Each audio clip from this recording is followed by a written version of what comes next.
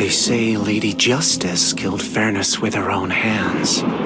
Her scales are heavy with misfired bullets. Her crown glimmers with the dew of perjury. And her gavel? Bound together with sin. People are merely the feast laid upon the pages of law.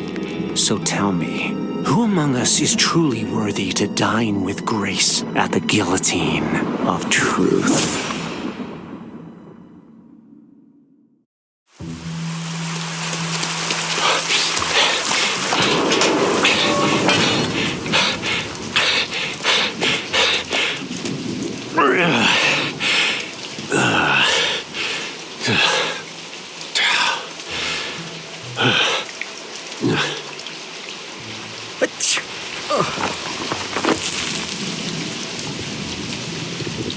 So frail at so young an age? I've been pulling all-nighters for days. Can't hold it anymore. Achoo! Still no trace of that escaped fugitive from the Shadowborn prison, sir. We really did everything we could. Those born criminals never rest easy. Always stirring up trouble for society. Sir, are they really like that? Born criminals? The urge to sin runs in their blood. As they grow, their desires grow too, and one day, they bare their fangs and turn into beasts. They roam under the cover of night, using their shadow powers to commit unspeakable acts, harming innocents without remorse. That one they call a chef. 3 years ago, he butchered his own family. The crime scene was a river of blood, too gruesome to look at. I was the detective in charge. I saw that monster's work with my own eyes. Never thought he'd manage to escape after 3 years. And the tool he used, a mere dinner fork. Sir, the informant who asked to meet us here tonight, can we trust him? Back at the Academy, we learned the Shadow World follows a strict code of silence. Outside our circle of enforcers, regular civilians don't have a clue they even exist. Could the informant be one of them?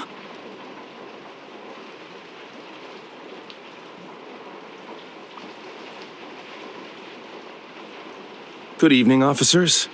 Looks like the rain has delayed us all. Who's there?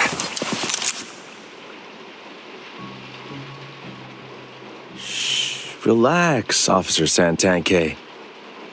I'm the one who asked you to come here.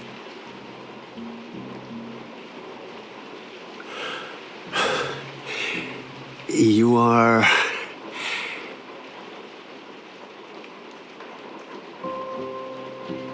Samuel Daclea, your faithful informant.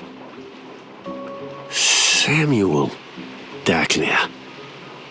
The Daclea family's lawyer? Head of Whitestone Law Firm? You seem to know our family very well, Officer Santanke. Wait. You're the informant? Why shouldn't I be? All those killed by the fugitive, the chef, were close friends of the Daclea family. Tilio, Torres, Singer, all murdered at their own dining tables. The family mourns them deeply.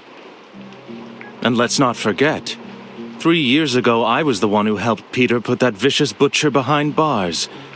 Now that he's loose, I'm basically a dead man walking. How do you know the chef is the one dropping these bodies? Ossobuco. At every crime scene, there was a dish of ossobuco on the table. Am I right?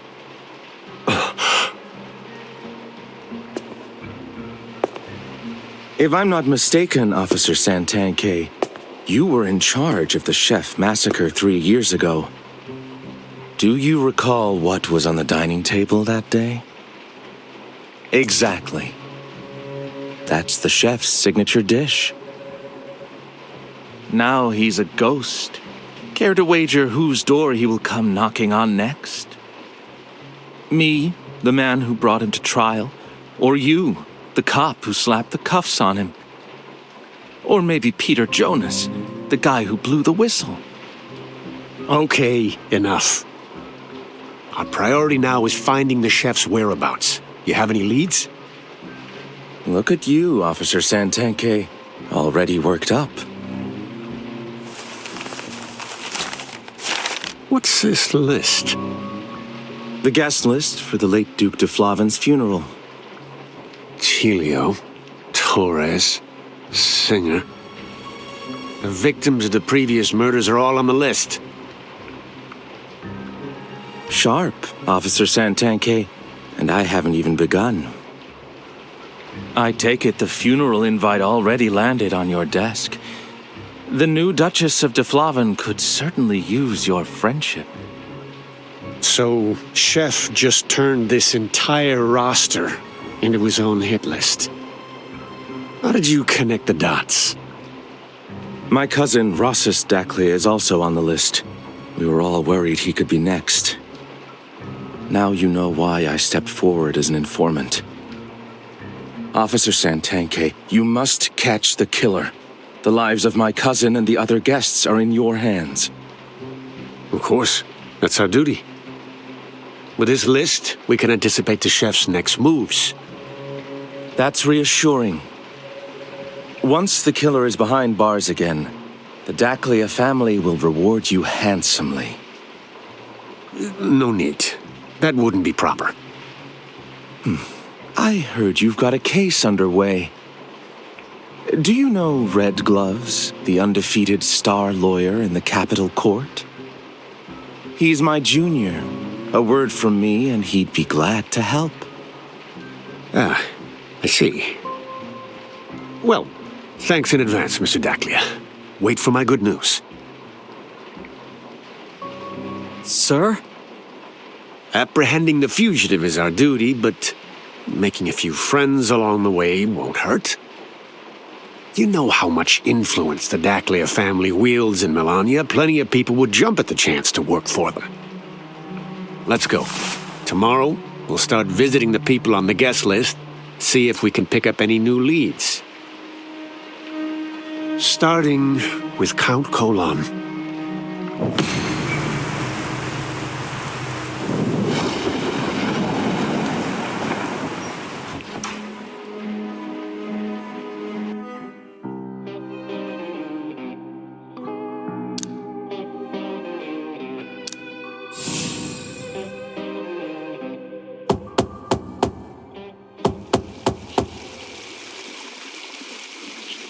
Good evening, Officer Santanke. I am Lando Fazzini, butler of the de Flavin Manor. I know you. I met you years ago when I visited the late Duke de Flavin. Though, back then, the manor's etiquette was far more meticulous than it is today. My apologies, Officer Santanke. We hadn't received notice of your visit. I hope we haven't been remiss. The Duchess is dining at the moment. Please, follow me to the dining room, and while you're at it, take the opportunity to try some of the manor's new dishes.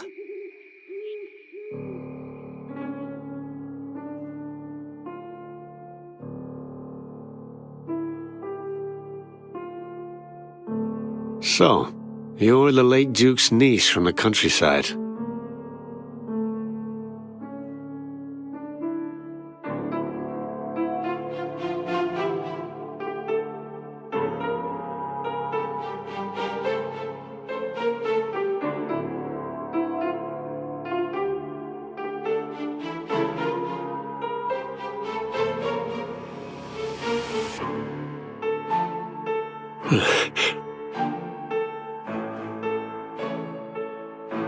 Of course I wouldn't.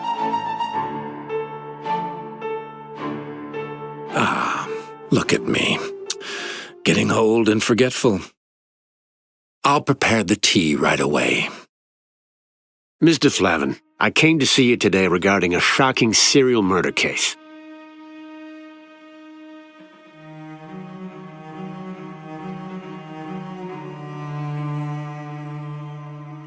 May I ask, how was the guest list for the late Duke's upcoming funeral determined?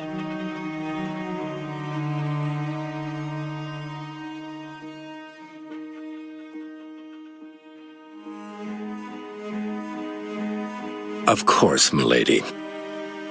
Hosting the Duke's funeral is not only to honor him, but also to maintain the social ties of the de Flavin family.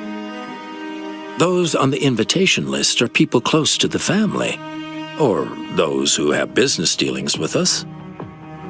And tell me, how do you explain that the victims of the serial murders are all on this guest list? Is that so? Officer, I see two possible explanations. First, it could be pure coincidence. The list I compiled is broad, covering politicians, business elites, and prominent figures.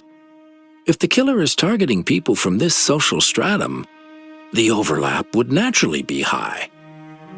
Second, someone may be deliberately trying to frame the de Flavin family, or perhaps Lady de Flavin herself. Why would we openly publish a guest list and then use it to target those who have business with the de Flavin family? Sir, I can see where he's coming from. First, there's no motive. Second, the method makes no sense. Who'd be stupid enough to smear themselves on purpose? Mr. Butler, may I ask, has the de Flavin family made any enemies recently? Officer, the de Flavin family has always shown goodwill toward others. We've never given anyone reason to take offense. However what? There could be someone throwing the de Flavin name around, inviting trouble right to us. Who?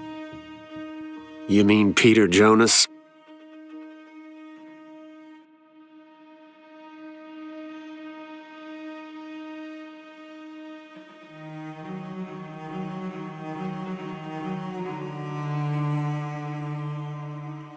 It's late.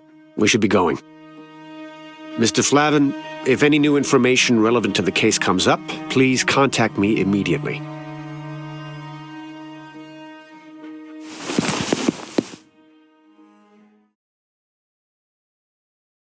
That won't be necessary. Oh.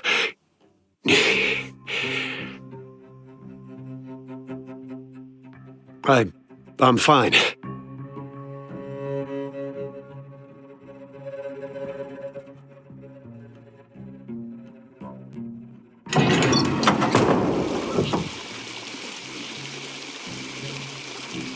Sir, you're sweating a lot.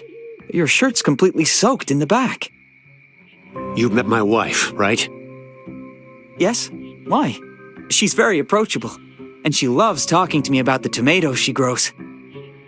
Then tell me, does this Miss de Flavin strike you as someone from the same place as my wife? Christina de Flavin. Who are you really?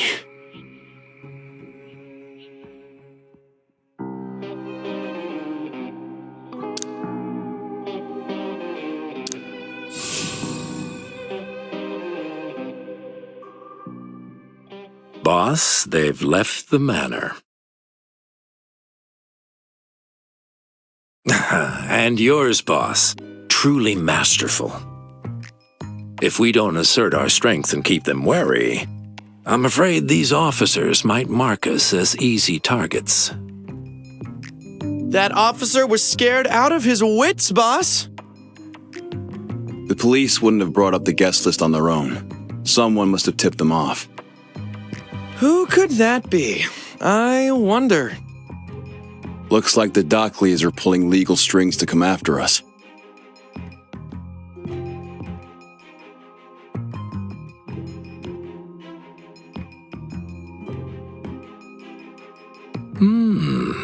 A tooth for a tooth.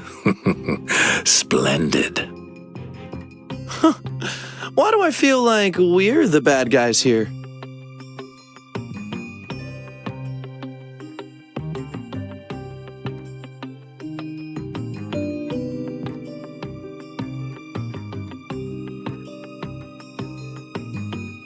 Boss, you've got us now. Yeah, I may be new to the Cecilia family, but your fight's my fight, boss. Mine too. It's getting late. Let's all get some rest. Busy day ahead. Boss, the bath is ready. The water's just right. I'll stand guard outside. Call for me if you need anything.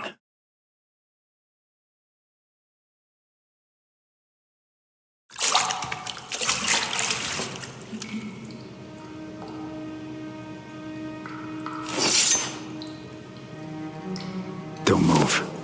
Answer my question.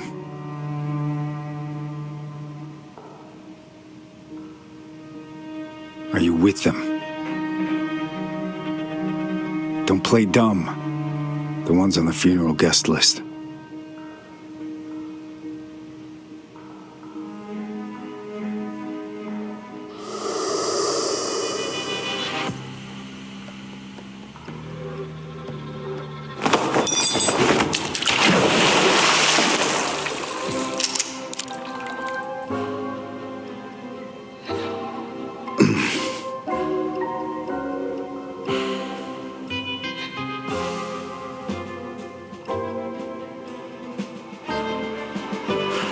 You helped me escape?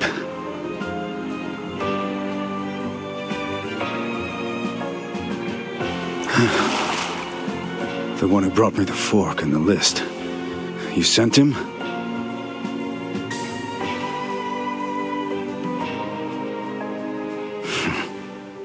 What do you want? Why help me?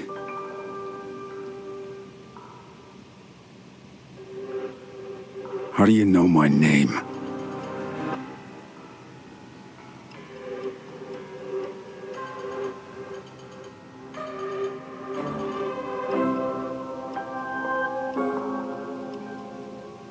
So even they rolled over for a blue blood like you.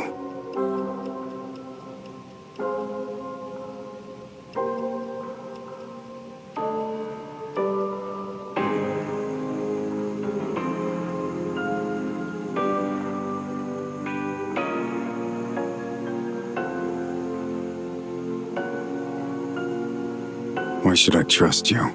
What makes you any different from the rest of them?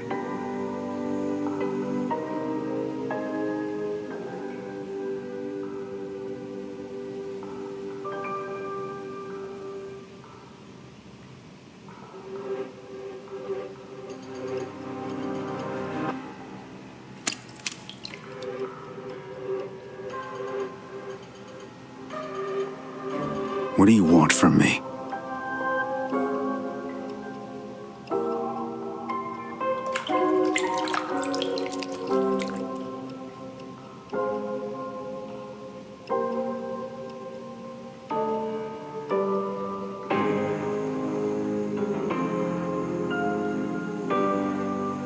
Were the people on that list truly friends of the DeFlavins? You knew I would assassinate the DeFlavin family's associates just to exact my revenge on Peter.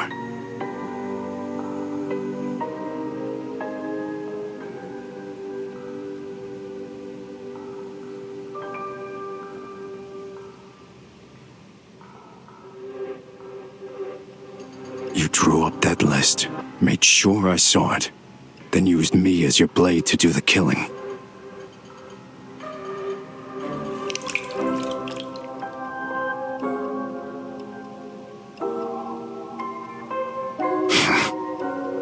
I won't deny it. For revenge, I would sell my body, sell my soul.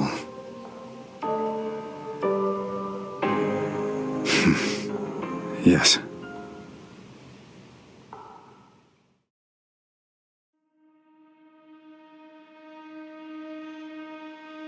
I spent 3 years in the Shadowborn prison. I learned some things from cellmates, but not much.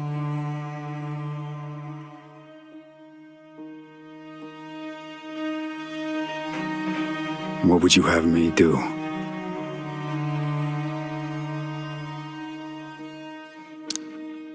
I can't fully trust you yet.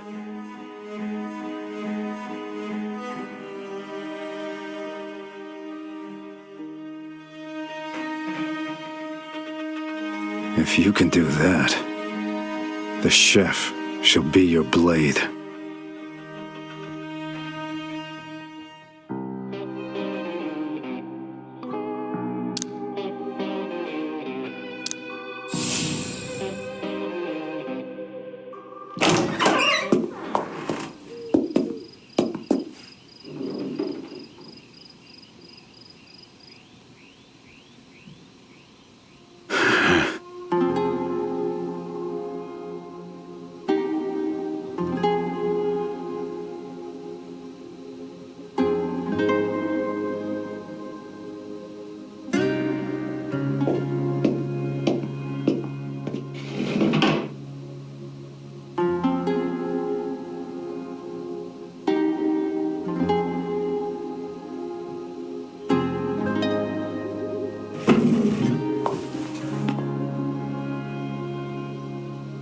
I used to be the head chef of the Santoro family restaurant.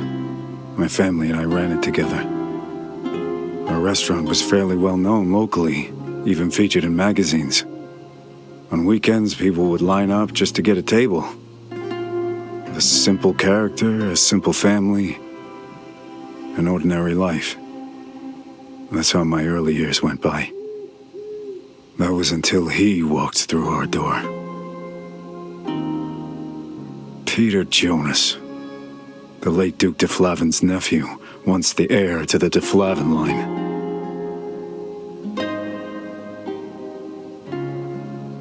He and his circle of so-called socialites took an interest in my brother and sister and dragged them off to one of their private parties. And by the time my parents and I found them, they were abused beyond recognition. And like any decent citizens, my parents went to the police. We put Peter on trial. You know what happened next? The judge handed him a 1-year sentence, suspended. He walked free that very day. We stood there in the courtroom like a joke. I tried to wield the law as a weapon. Instead, it failed me.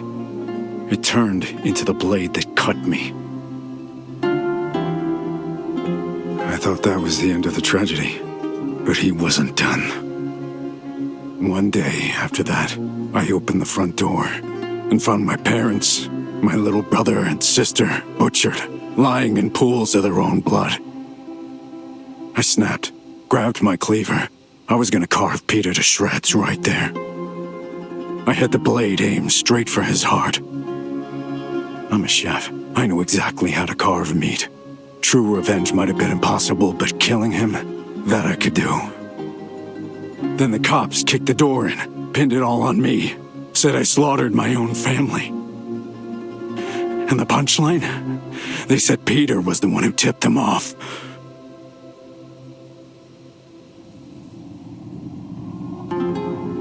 Me.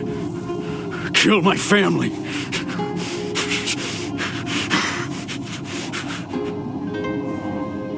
He timed it perfectly.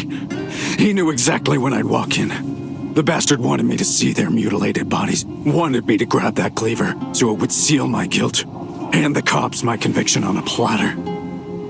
Even the cops, they were in their pocket.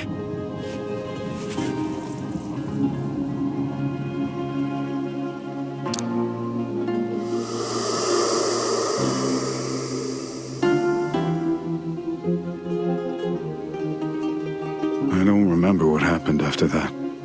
When I woke up, I was already in prison.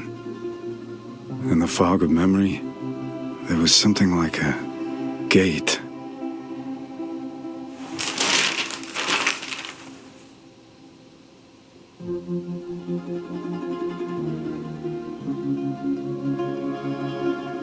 My hands have long been stained. I've killed people.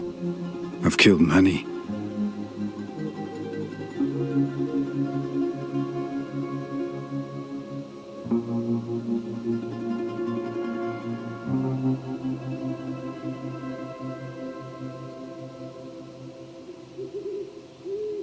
All right.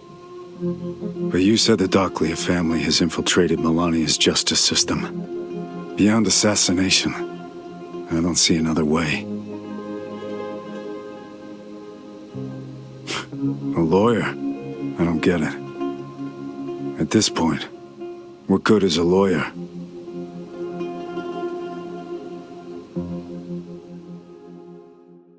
I said not to go that far back then. See what happens now? He's escaped. 4 people are already dead by his hand. Next could be me. Or you. Or you. 3 quiet years and now he breaks out? His revenge is precise. Only the people involved in that case. And all of them just happened to be on the de Flavin funeral guest list? If this wasn't Christina de Flavin's doing, I'd have a hard time believing it. Isn't that legendary cop supposed to be on that woman's tail? Why hasn't anything come of it? No clue. He's acting odd. After meeting Christina, he's been avoiding our men. The Duke's funeral is tomorrow. It's still not too late to bow out. I didn't do anything so terrible back then. I only sentenced according to the evidence presented in court. You maimed his siblings. Samuel ordered the death of his family. None of these were on me. So you're saying I deserve to get stabbed by the chef, huh? If anything happens to me, I'll make sure you go down with me, you old bastard! Peter, watch your mouth. You're not the Duke yet. Don't swagger here. You couldn't even handle a mere country girl. You've wasted all the years Boss spent building this for you. You! Enough. Cut the bickering. You squabbling among yourselves only makes our enemies smile. Boss. Peter, is the late Duke's body hidden safely? No one sent by Christina has touched it, right? Yes, it's well hidden. She will never find it. Good. Make sure it's brought back to the de Flavin Manor quietly before the funeral tomorrow. No mistakes. It's a crucial prop for the performance. Yes, boss. Samuel, is your pawn ready? He's our opening guest for the funeral. He's ready. Now we just wait for the show to start. Christina will never be Duchess. He won't cause any trouble, will he? I seem to recall you two had some history. When he first came to us, he was like a dog with a broken spine, still trying to snarl. No, boss. We put the collar on him ourselves. We fed him scraps until he learned to heal.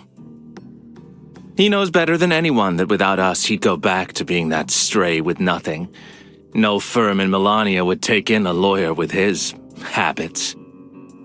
What's more, we hold the evidence of his professional indiscretions. Even if something goes wrong, a dose of emerald tear will settle it. Stanley, have Peter's succession papers prepared in advance. We wasted too much time before. Yes. Dismissed. Get some rest. Tomorrow's funeral must go off without a hitch. Yes, boss. Christina, I don't care who you are. Dare to provoke me, and your end will be worse than death.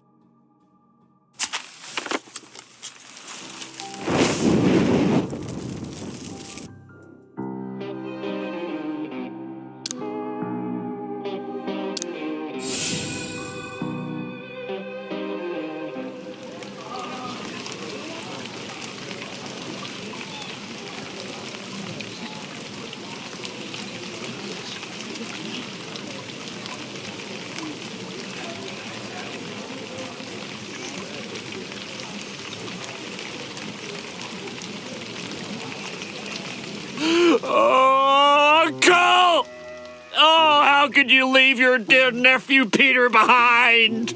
Please.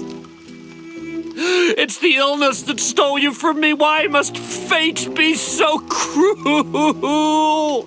Oh. No matter who you choose as your heir, it won't change my devotion to you. Come back to us. Please, please. I could serve you for 50 more years. 100! Oh! Oh! Wow, this guy's really going all out. Best Actor award goes straight to him. Pathetic show-off.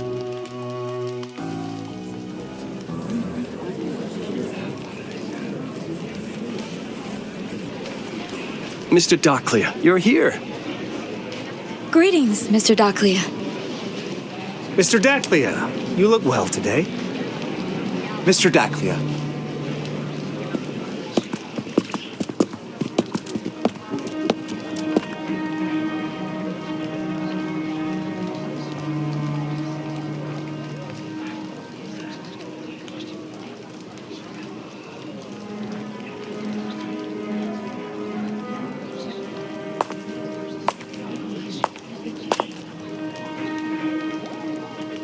You.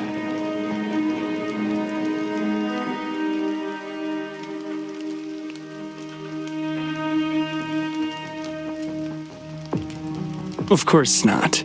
I was simply struck speechless by your beauty. Such stunning copper red hair. I haven't seen anything like it in Specchio for years.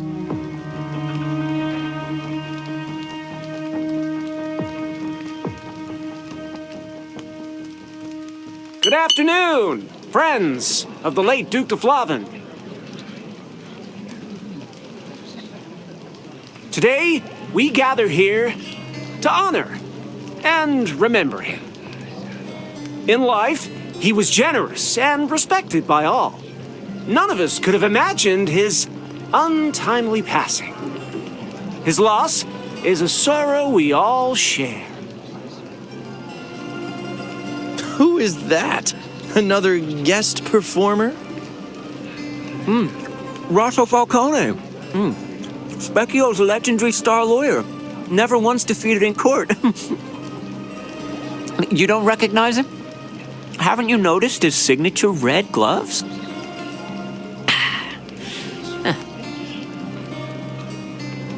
Even in court, he never takes them off. Everyone who knows him calls him Red Gloves.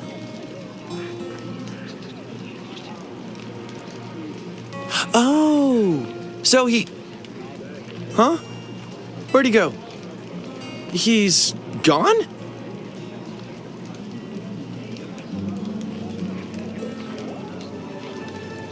Friends who know me know this. I am a lawyer who has dedicated my life to pursuing fairness and justice. I am here at the late Duke's funeral not only to honor him, but to expose the injustices done to him. The Duke did not die of natural causes. He was poisoned. And the one who killed him was no stranger. It was his personal butler, Lando Fazzini. You filthy bastard! My uncle treated you so well, and yet you poisoned him. Why would you do that?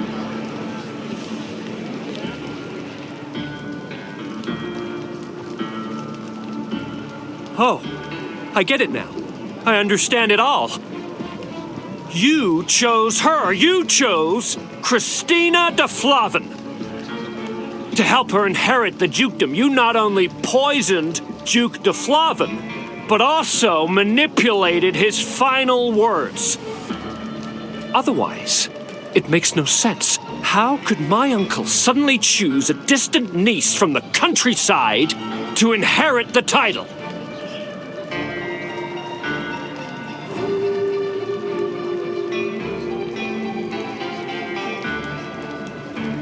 Mr. Falcone, if what you say is true, that my beloved uncle was poisoned by his own butler, then you must see that justice is done. Mr. Falcone, do you have evidence?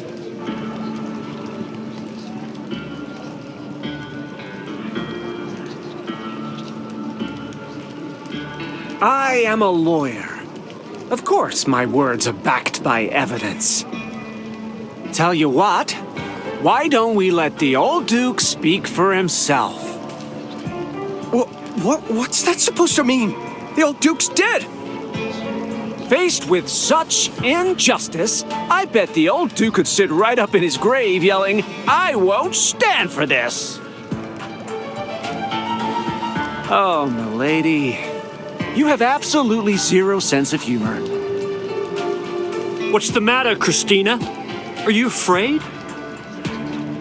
Why would Mr. Flavin be afraid of something she didn't do? But this is the Duke's funeral. Causing a public scene here would be most improper. How about this?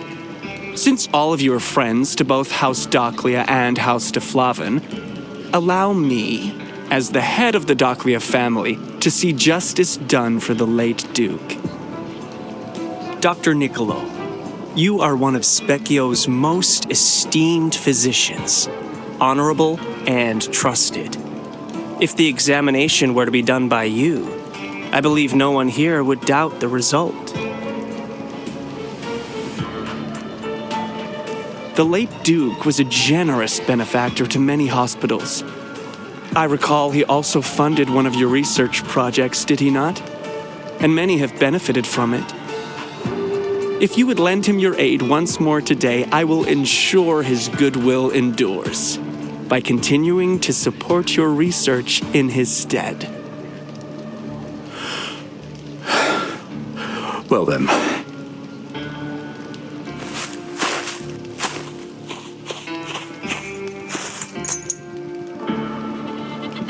Without proper equipment, I can't be absolutely certain, but I can make a preliminary conclusion. The Duke's death was caused by poisoning.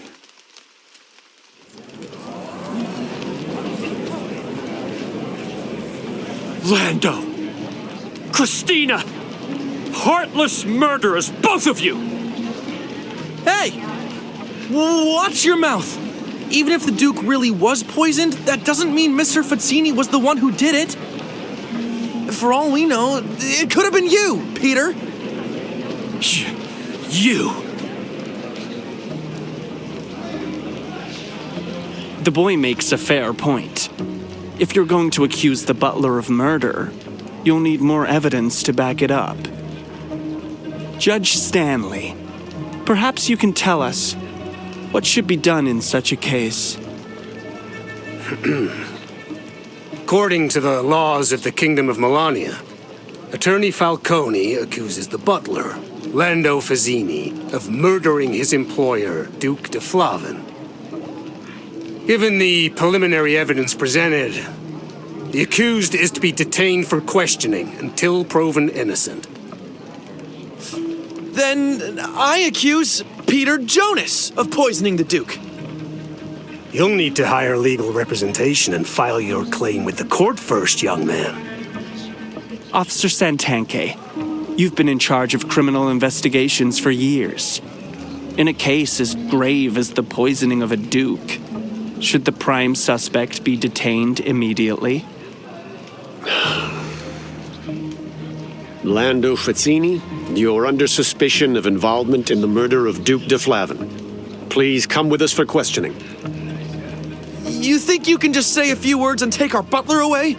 I won't let you! What, are you trying to assault an officer now?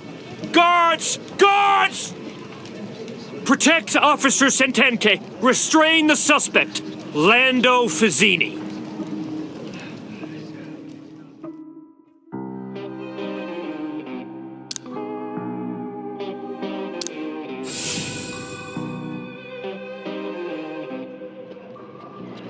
Duchess de Flavin, As the old Duke's niece, why aren't you digging for the truth about his possible mistreatment? Instead, you're shielding the prime suspect. Why? Unless you and this butler struck some shady backroom deal? Or maybe you orchestrated the old Duke's death yourself. Who knows? Maybe to snag the dukedom a tad quicker. 'Cause let's face it, that title wasn't yours to begin with. Or perhaps the old Duke of Deflavin found out about something he shouldn't have. Officer, you have to deliver justice for the old Duke.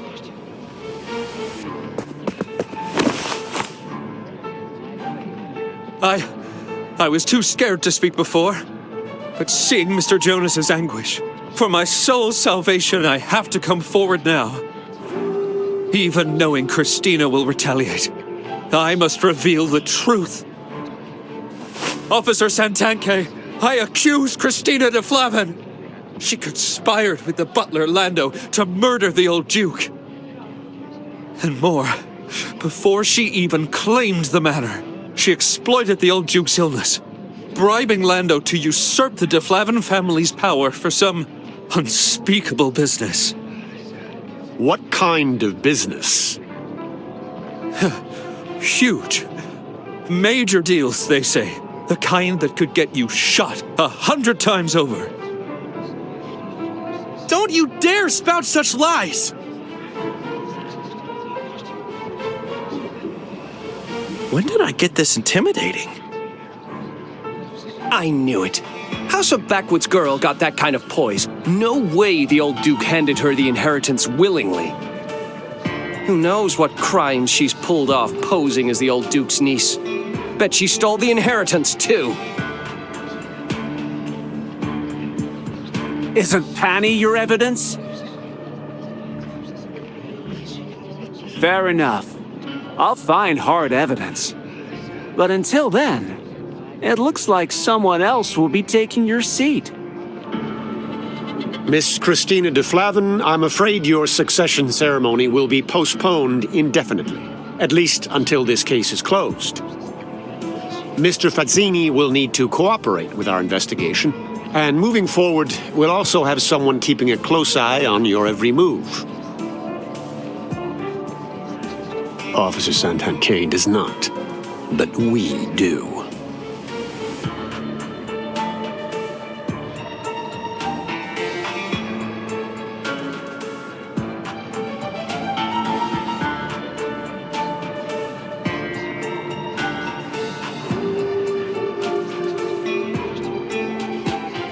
Officer Santanke, for Lady de Flavin's honor, I'll go with you to the station and cooperate with the investigation. Mr. Fazzini, don't! They're all in on this together. It's a trap! Doubting me means doubting Lady de Flavin herself. She's about to inherit the Duke's title. At a time like this, she can't afford even a shadow of suspicion. Don't worry. I'll be fine. I didn't know Mr. Fazzini could make a face like that.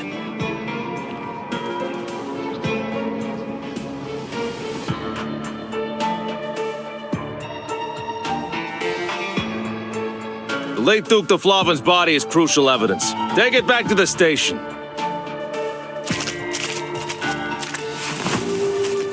Nobody? Shouldn't we stop them? How can they just take the Duke's body away like that? The autopsy already confirmed poison in public. We have no grounds to interfere. Besides, Boss hasn't spoken. Why wasn't I allowed to go? If I'd have been there, no cop would dare make trouble in front of Boss. You're too hot-headed. You'd wreck Boss's plan. Mr. Fazzini, they took him. What do we do? I don't get it. It's a clear frame-up. Why did Sir Silver hand himself to the police? There are also Daclea people inside the station. Won't they force him to confess? If I don't go into the station, boss's next move can't go ahead. You? Mr. Fazzini? You're back! Well, I never left. Mr. Fazzini not only fights with supersonic speed, he even breaks prison at supersonic speed. Huh. You had someone impersonate Sir Silver and let him get taken in.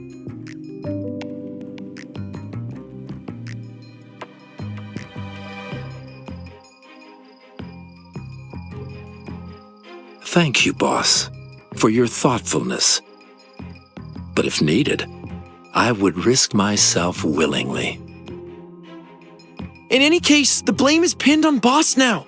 We must get to the bottom of the Duke's poisoning. The key to a poisoning case usually is the poison itself.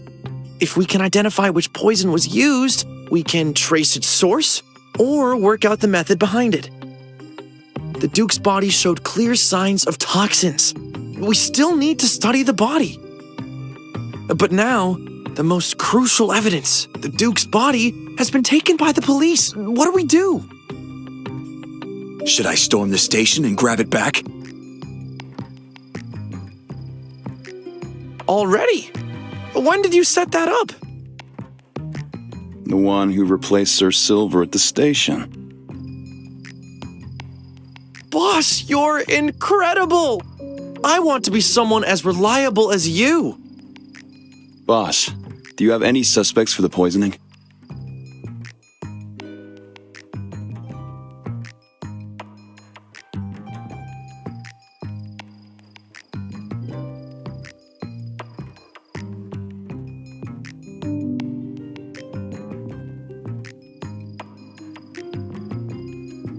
"3 years ago, killed his whole family." Oh, boss, you mean that chef massacre that shook Specchio? That chef? Didn't he escape from prison recently? Following our funeral guest list, he's already gone on a killing spree, even forcing Officer Santanke to come looking for us. Why is everything getting connected? Wait, that chef? Boss, did you?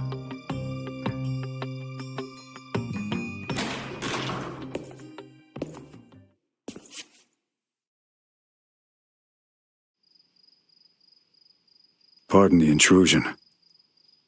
I am Ethan Santoro, the head chef of the Santoro family restaurant. Wait, the fugitive's right in our house? Last time Officer Santanke came to question Boss, I thought he was just helping the Dakhlias stir up trouble. Speaking of lawyers, I've been supporting a young man who treats me as his foster father. He just graduated from Thames Law School and got his license. I don't think he's ready to face the Dakhlias yet, but he'll know that I got pulled into an investigation at the station. I just worry he might do something reckless. What's wrong?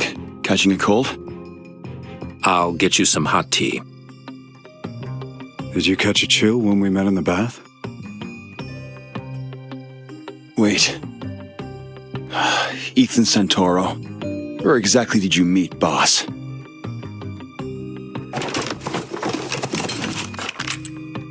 I've heard you're an assassin. To work with our boss, combat skill is the baseline. Let's see if you're going to be a liability.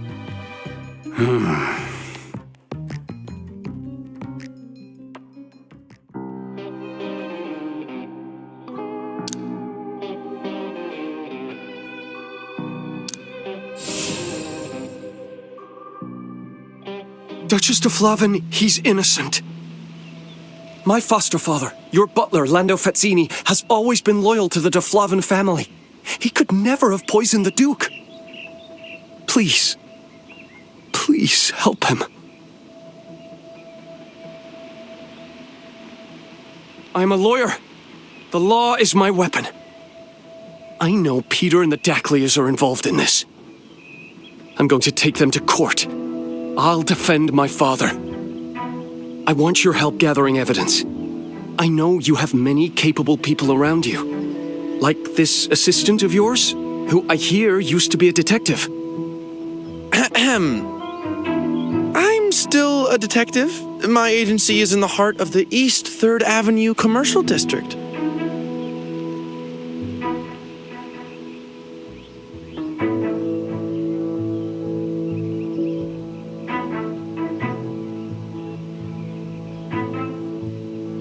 I don't care about a bright future.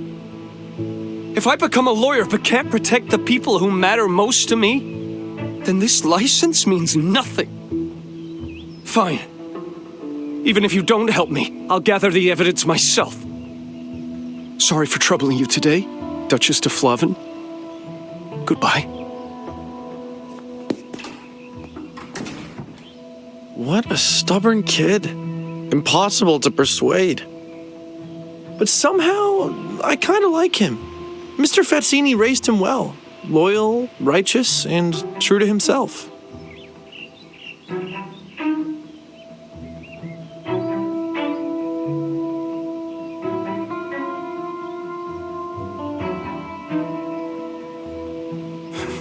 What are you getting at?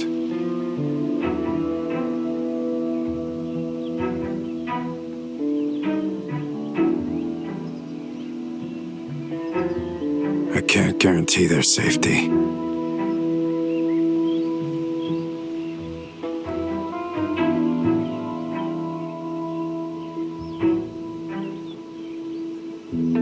Understood, boss. Thank you, boss. Seeing him is like looking at my old self. You're the one who made me strong, no longer helpless. I know you'll give that same strength to so many more. You have someone in mind. Radgloves? But isn't he with the Daclias? And he's the one who accused Mr. Fazzini of poisoning the Duke. Oh, boss, I get it. So, where do we go to find him next? Some court gallery? Everyone knows that to find red gloves, you go to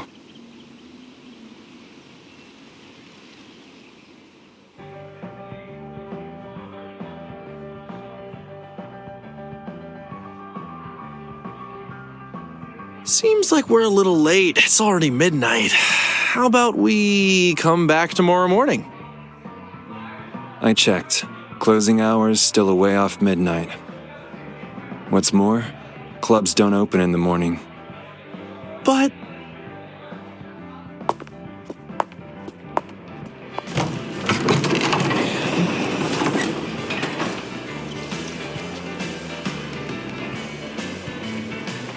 It's time, hypocrites! Throw away your phony coats, unleash your true desires. Why not dance? Only sweats of joy are welcome here. This is no place for cheap tears. Come on, dance!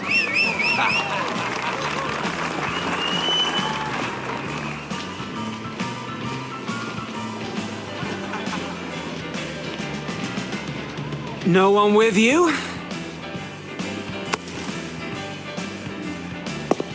How could they bear to leave such a beautiful lady here? Want to be mine, just for tonight?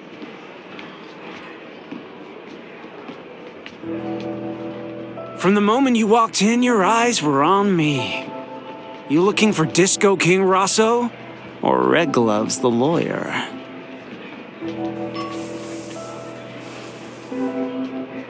Darling, I hope it's not the latter. That'd be a bummer.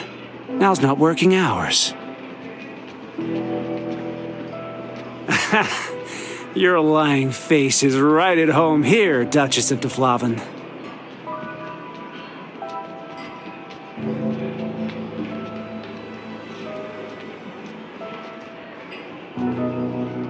Oh, everyone's listening.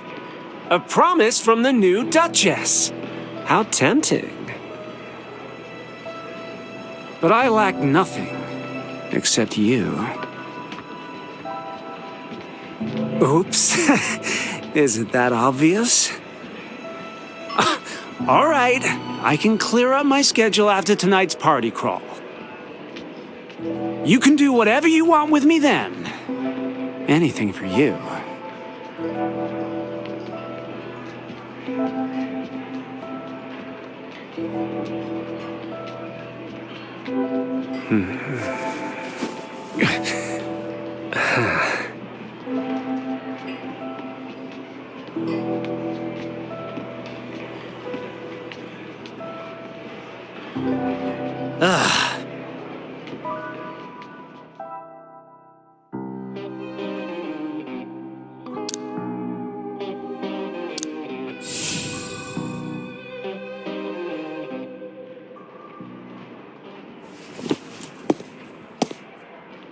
I thought you were an exciting one. Turns out you're just as lame as old Samuel. Blah, blah, blah, crimes, cases, justice. What a bore. The same tired dances, deaths. Can no one amuse me?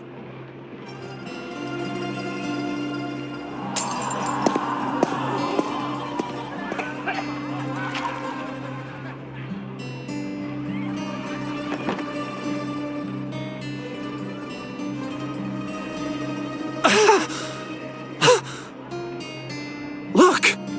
He drowned dead in his own vomit. What a creative way to die. This is tonight's biggest amusement. Let us give a shout to his sacrifice.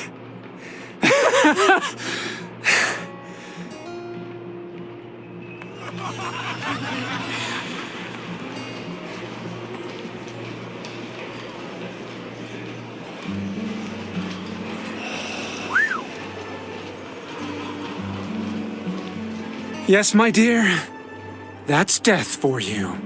The fairest thing in the world. Much more just than empty laws and those rusty scales of justice.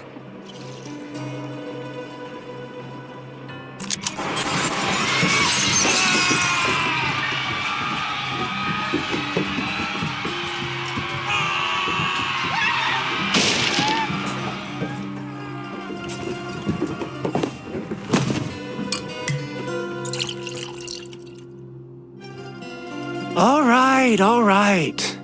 On account of this dance, I'll make an exception and work overtime for you.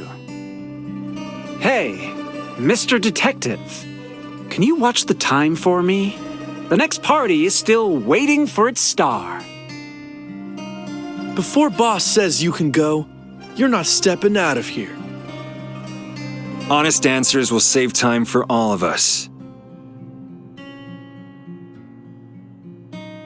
Very well, then. Why so gruff? What do you want to know? How do you know it's a frame-up and not the truth? The late Duke de Flavin was your uncle, wasn't he? Shouldn't you, like dear Peter, play the role of a grief-stricken heir? Swearing to avenge him, chasing down every possible suspect.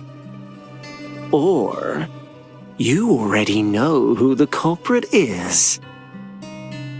Don't tell me. You've arranged another culprit yourself. Darling, don't try to manipulate me. It's illegal. More importantly, I'll be very sad. I've outed the culprit, yet somehow you people refuse to accept my choice.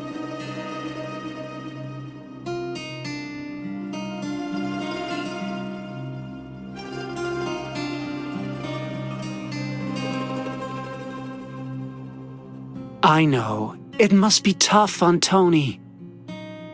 His own father, a murderer who's committed the unforgivable, soon to be judged by Lady Justice.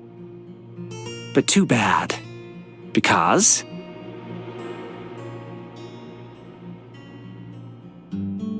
Red Gloves is always right. Truth is a golden apple, fiercely fought over. It's tagged with a price, and will sooner rot than be given to the poor. Everyone wants a bite of it, or to destroy it. Overtime's up. Now please leave, intruders.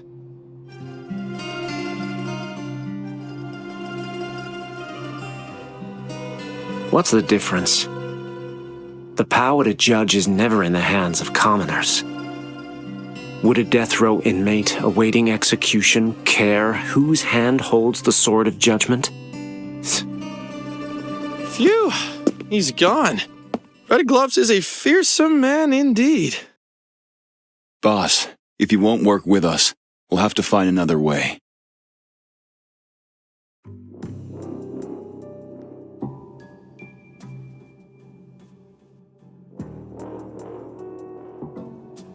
Why? Where to?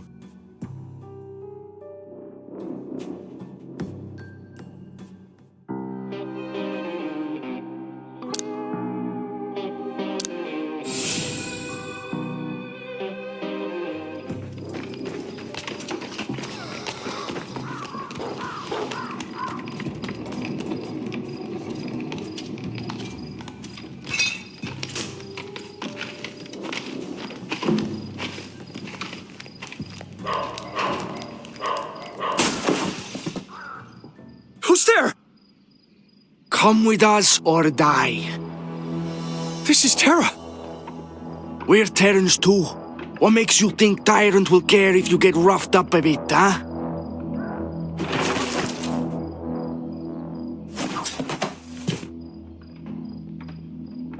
Sorry, gentlemen. I've got business with him. Mind if I jump queue? Ah, scram, or I'll slash you too. What a pity. Then I've no choice but to blast you to pieces!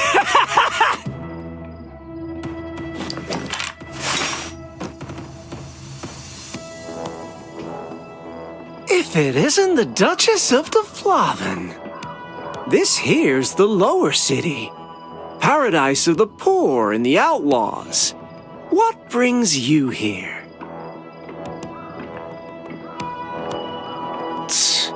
Don't smear my name with that good guy bull.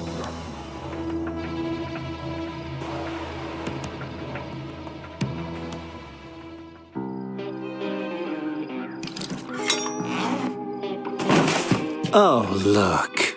Poor lamb. Don't be scared. They're gone. Duchess of Deflaven. How come you're here? I know you. You're my senior. Rosso Falcone. Ah, I remember. Right. Seems like I did have a junior schoolmate called Tony. Of course, I remember. How did you recognize me? I thought my name's long been scrapped from Themis Law School's register. I heard the speech you gave as valedictorian. You were my inspiration. Perhaps we cannot change the world after all. But we can tip the balance. We can be a torch, a torrential rain. Every morning, every day, every night.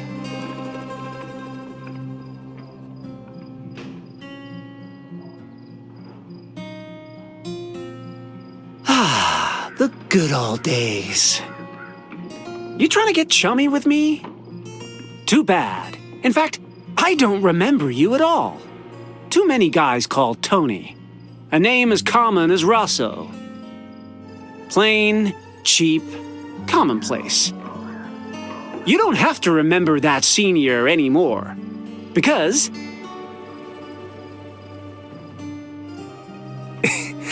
I'm with them. And I'm the one who filed the charges against Lando Fazzini for poisoning the Duke. You guys? Right now, they want to use your safety to threaten your father. After all, nothing more convincing than a suspect's own confession of guilt. An old trick, but an effective one, works every time.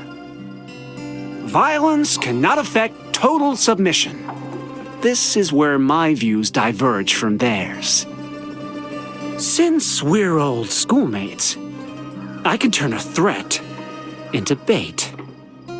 What do you want? Power? Money? I can give you both.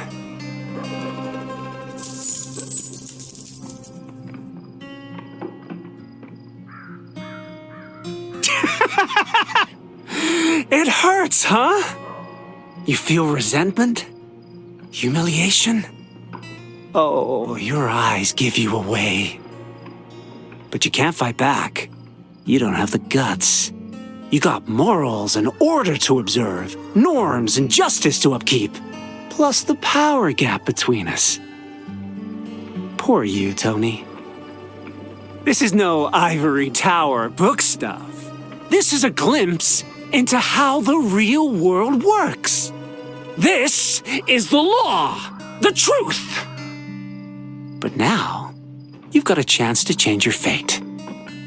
Come, time to make a decision.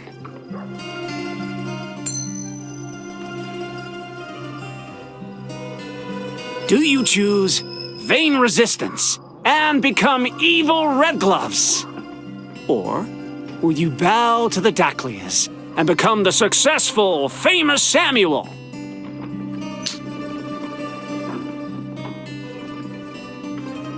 Not a difficult choice, right?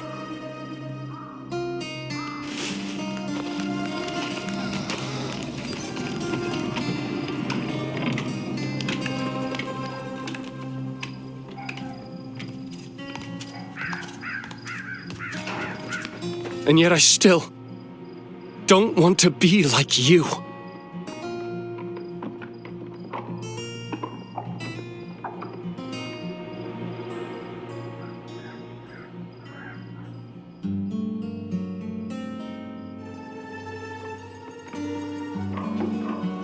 And I definitely won't be a Samuel Daclia. What a righteous, fabulous speech. You sure look like the lead in some revenge movie. Just like me back then.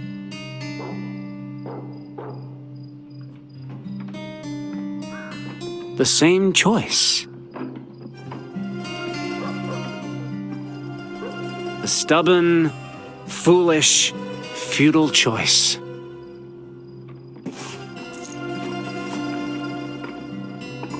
Tony, pain and injustice won't end. They'll turn into a long trail of tears, pooling into a river that leads to death. Take it. You'll understand. That's how much a youth's cheap righteous zeal is worth. It might rent you a boat to cross the river.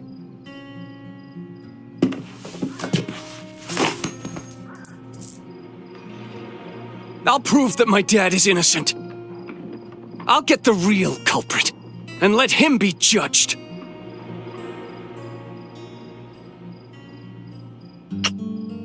Good luck, my dear.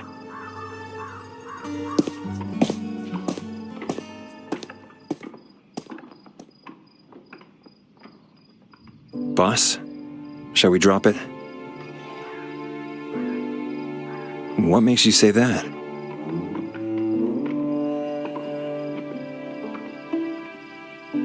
Compassion? He's been mocking Tony throughout.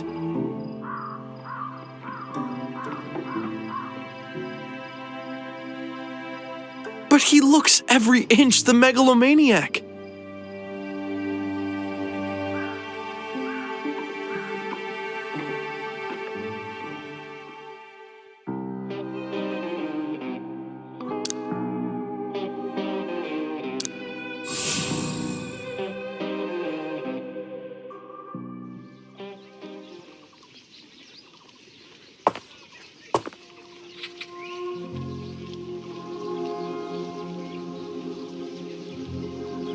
Yes, Donna.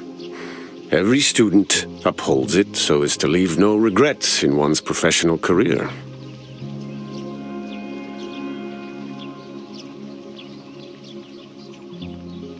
Red gloves. There's no one known as such in our school.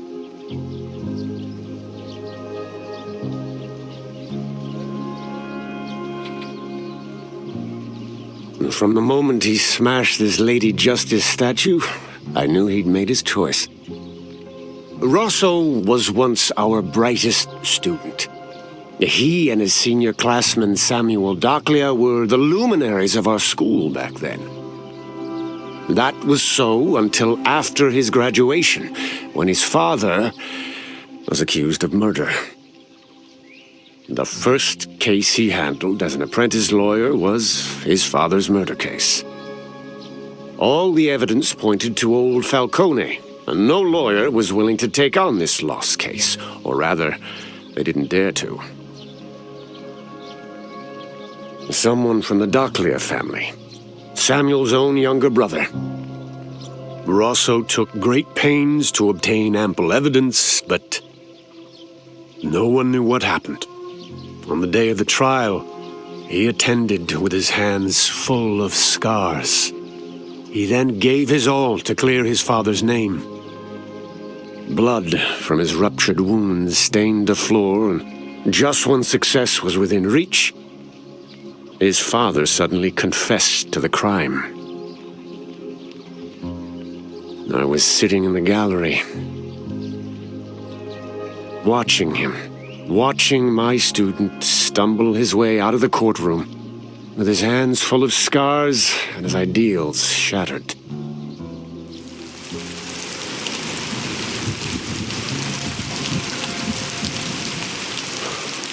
Rosso, it's you. My father is dead. The excuse they gave me? A prison brawl. Sir, everything you told me is wrong. No one will listen to what I say if I'm not doing it from a higher place.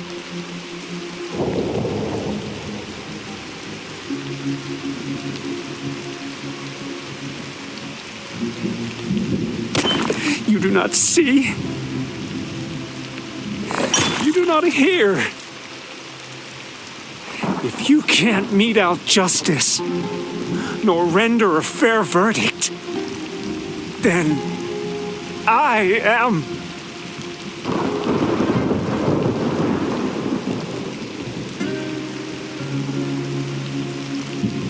taking over. That is the story of how Rosso became Red Gloves.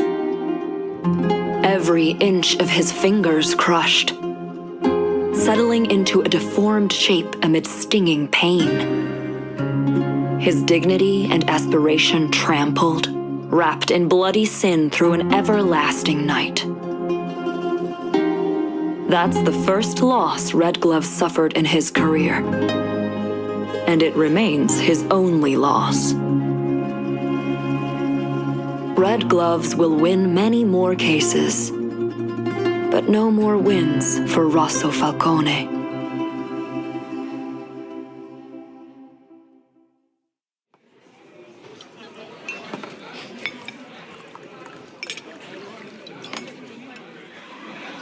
Rosso, I heard you've paid Tony a visit. Still watching over me as before, I see. Of course. You're my dearest junior classman. Yes, my dear senior. Without your tireless guidance, how could I be so successful today? I take it you're continuing your unbeaten winning streak at the next trial? Just like every victory you had before. Of course, Sam. Mr. Doclia, I'm Penny. I heard you were looking for me. Ah, yes, I was indeed. Come, let's have a word over there.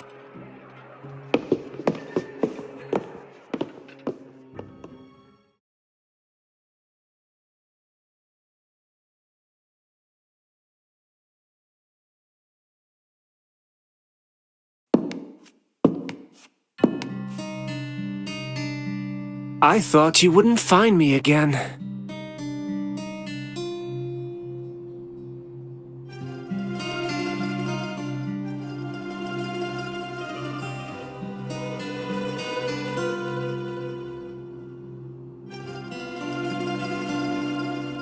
The old headmaster's still the same, always rambling on about those dull, ancient tales to anyone who'll listen.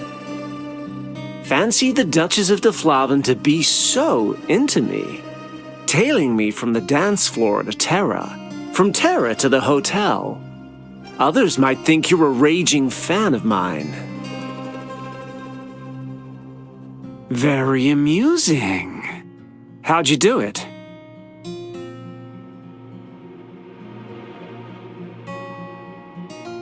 I'll admit, you are an intriguing woman.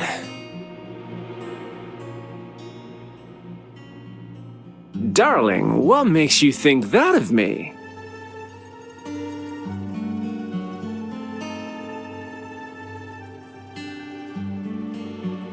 What do you want? My friendship?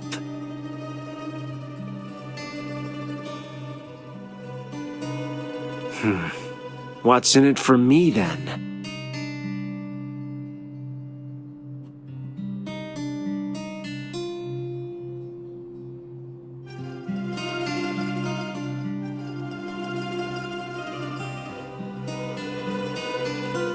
Regrettably, Signora, that didn't impress me.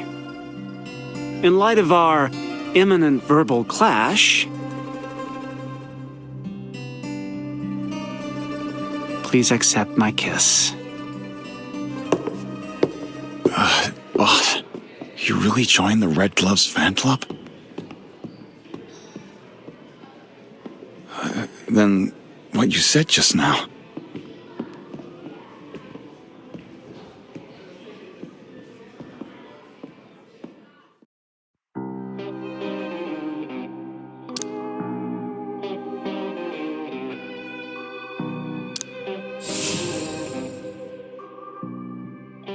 Quit playing tough.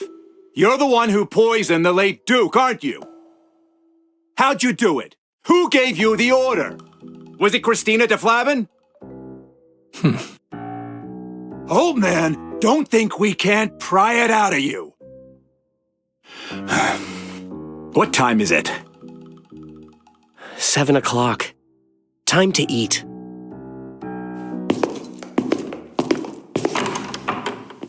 Hey, how's the old man holding up in there? No food or water for 24 hours, and yet the old coot's still holding strong. We're wasting time. The hearing's coming up. If we can't produce something, we'll be in serious trouble. Time to step things up a notch. Do we really have to? It's against protocol.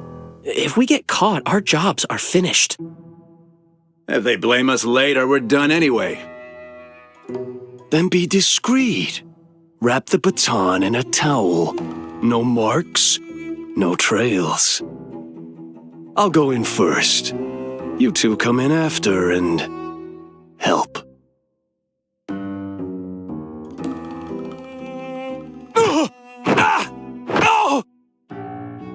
Starting? Already? Needed a break. Get some fresh air. How hard did you go at him? You didn't kill the guy, did you? He won't die. I paced it. Experience, you know. All right. Sure.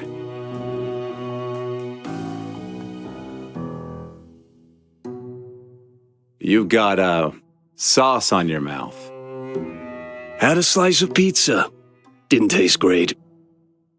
Actually, my favorite's from Centauro Family Restaurant. Haven't had it in 3 years? Kinda miss it. You two have been at this all day. I'll take over for tonight. Go get some rest. See you in the morning. Sure thing. We'll come back in the morning. Fine. We're leaving. Keep an eye on him. Come on. This is a police station. Where's he gonna run?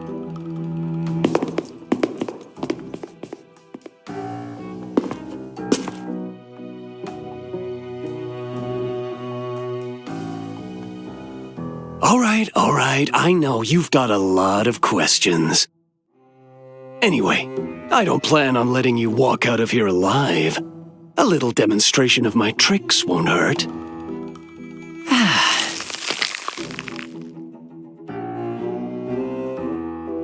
After playing so many roles, my own face still remains my favorite.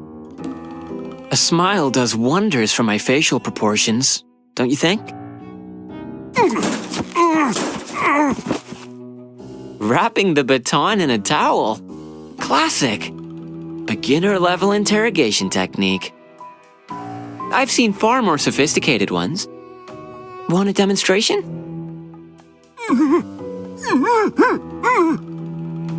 Here's tonight's little play. Tell me if you like it. Officer so-and-so interrogates a suspect. Goes too far. Bam! Suspect dies. Then the officer panics and runs. I'll be that runaway cop, by the way. And you'll be Lando Fitzini, the man who gets beaten to death. Don't worry. I'll use my ability to make you look just like him. For how long? Should be long enough till they cremate you. Trust me, any dirt on the station will be dealt with quickly and quietly.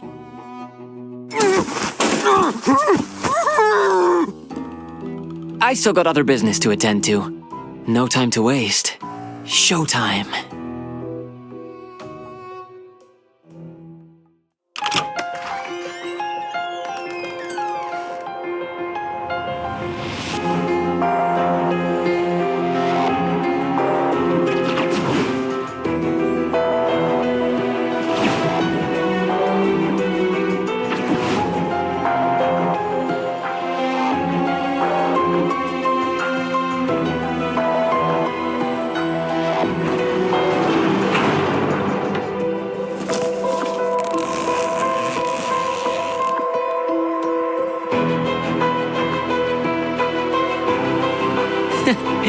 Knew I'd find the old Duke here.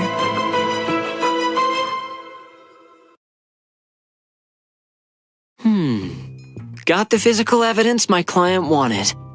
Next up...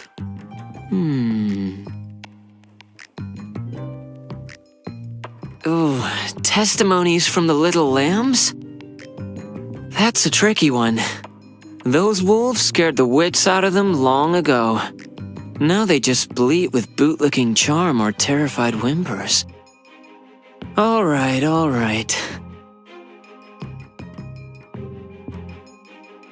Whatever my client demands, I always deliver.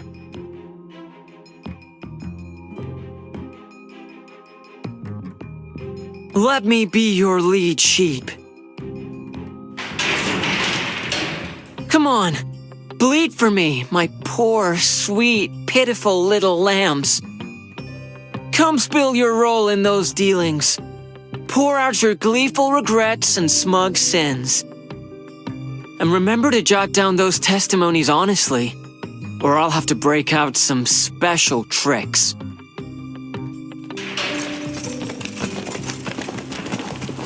Oh well, I did give you a shot. No big deal, though.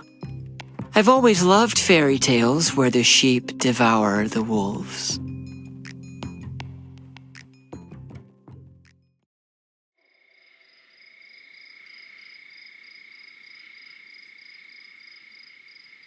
Boss, I'm coming in. The night's damp and cold. Have some hot tea. Take it easy. You did everything you could. You've done more than enough.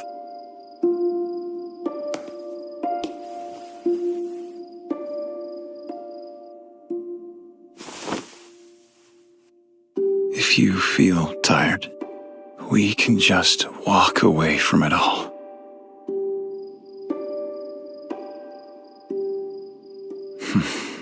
know what? I'm not someone who gives up easily either. Especially when it comes to feelings. I've been meaning to tell you this for a long time. The truth is,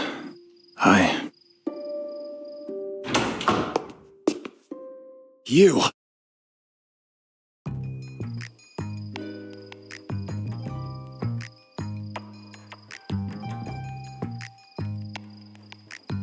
Exactly. I just summoned a double. I thought you might want a second cup of hot tea. I'm the real one, not a double. Boss, don't believe him. Let go of Boss now.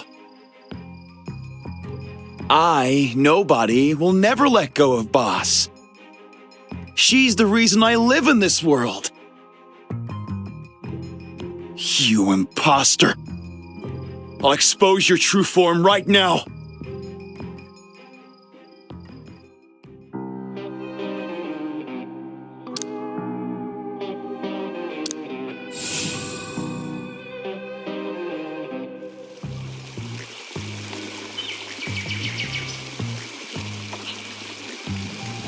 What's going on? Did someone break in again?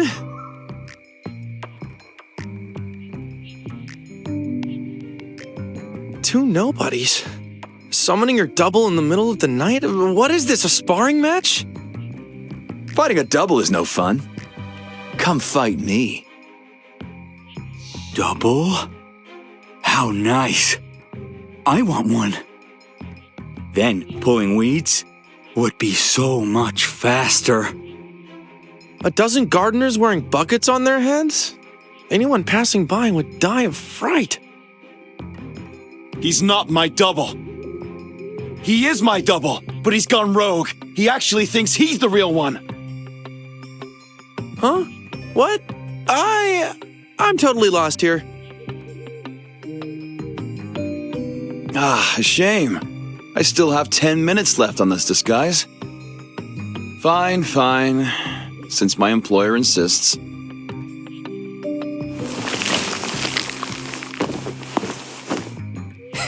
Good evening, ladies and gentlemen. Did you enjoy tonight's little performance?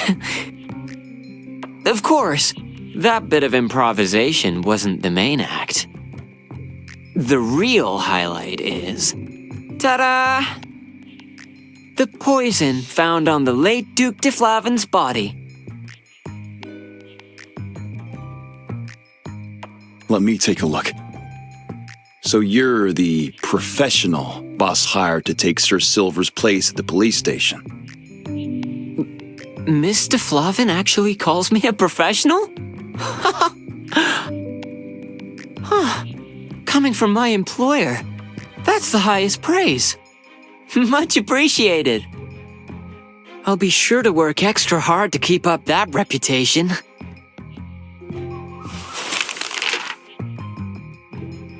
Ta-da! Testimonies straight from the little lambs.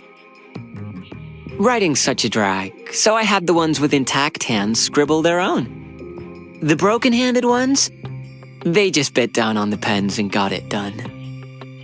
So pardon the smudges of blood here and there. Oh, right, I accidentally glimpsed a bit of the content. Something about human trafficking? Oh my. I had no idea humans could be traded so casually, just like lambs. Even carved into prime cuts and priced by value, like fine mutton. Though, the going rate is way steeper than a lamb's. So unfair. Oh, I swear it wasn't on purpose. Their wails were just too loud. Please, don't skimp on my final payment. Anyway, the goods are top-notch, no issues there. So be a dear, Your Grace, and wire the remaining balance to my account, won't you? And of course, if you ever need my services again, don't hesitate to call my number. Identity swaps, proxy arrests, prison stand-ins, whatever you need. I've got you all covered. Splendid. I look forward to our next collaboration. Returning clients get a discount.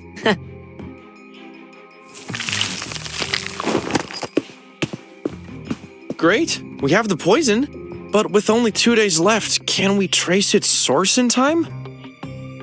And this stack of testimonies, is this the business Peter was tangled up in? Daclea? Auction house?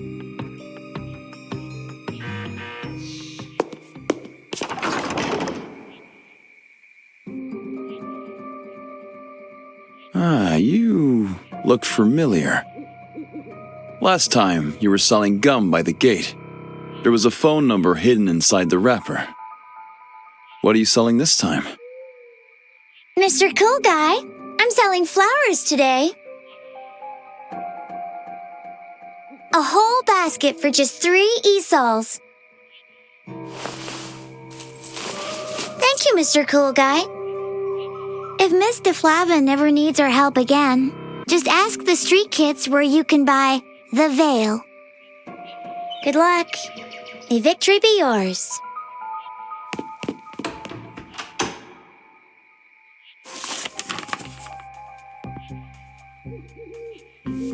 Strange. Who would secretly send this to us? Let's see what's on this purchase list. Celadon vase, plaster statues, brocade carpet. Wait, a solid gold toilet? This guy really knows how to live. Just this 1 month's shopping list cost the manor over 1 million e-sols? And what's this? Dart frogs? Peter keeps exotic pets now? Exotic pets? Dart frogs? Dart frogs? They are deadly poisonous!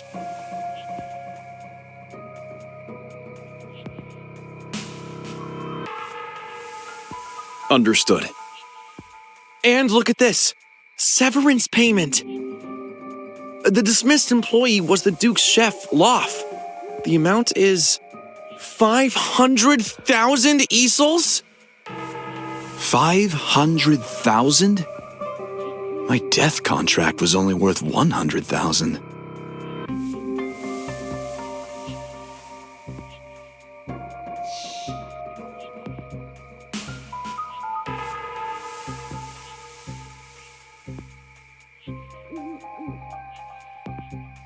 Got it, boss. How convenient. That's just what we need.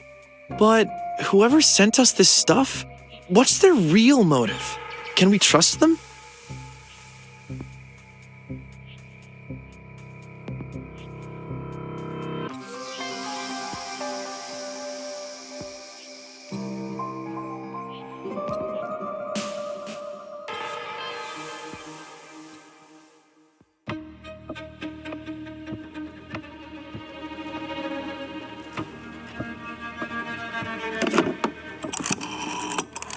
What?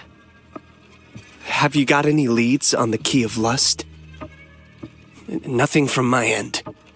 Tyrant's men have locked down all news in the lower city. But I do have a suspect. Almost certain. Then just have another accident. Use the Gate of Awakening and the Shadow Spawn. We will flush out the Key of Lust, and whoever is holding it. Yes.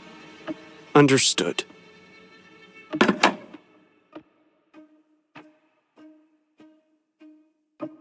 Boss, Judge Stanley and Red Gloves are missing. On both of their dining tables, we found a plate of cold ossobuco. Seems that escaped chef has sided with Christina. Tomorrow's the hearing for the case of the Duke's poisoning, and it's crucial for claiming the DeFlavin inheritance. But among the remaining judges, we haven't planted anyone we can fully trust. The position is slipping out of control. Without Judge Stanley and Red Gloves, who should we send to court tomorrow? You then. Don't bother me with such trivialities. Me? What? Have you forgotten how to debate after sitting in that law firm chair too long? Of course not.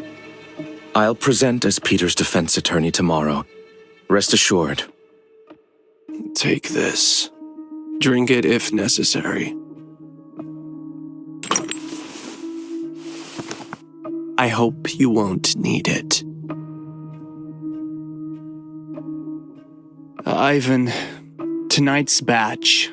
Make it purer. It's already very pure, sir. With your episodes becoming more frequent, boss insisted we mustn't.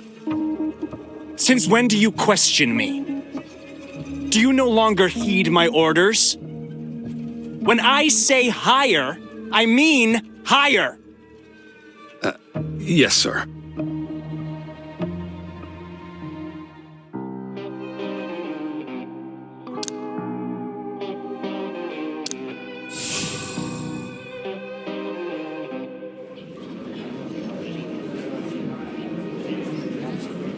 Tony, isn't it? I heard you graduated from famous law school. So you're defending Lando Fazzini today? Yes, Mr. Daclea. You're from Themis too, right? Ah, you recognize me. What an honor. Poor boy. Your very first case after graduation, and it's your own father's murder trial. You remind me of Rosso Falcone. He once faced the same cruel fate. You mean Rosso? My senior? Him too? Out of respect for your devotion, I must share a truth you deserve to know. Lando Fazzini is dead. He resisted quite fiercely at the police station and was shot on the spot. What did you say?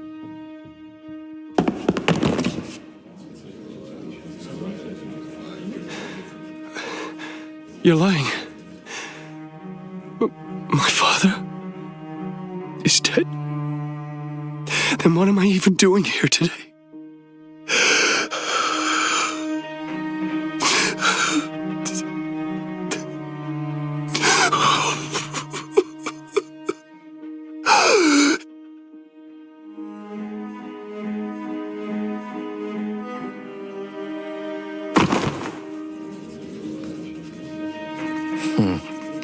Out already.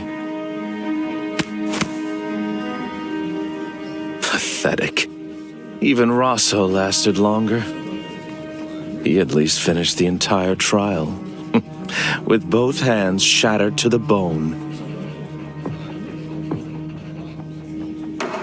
This court is now in session to hear the case of Peter Jonas versus Christina de Flavin and her butler, Lando Fazzini, on the charge of murdering the late Duke de Flavin.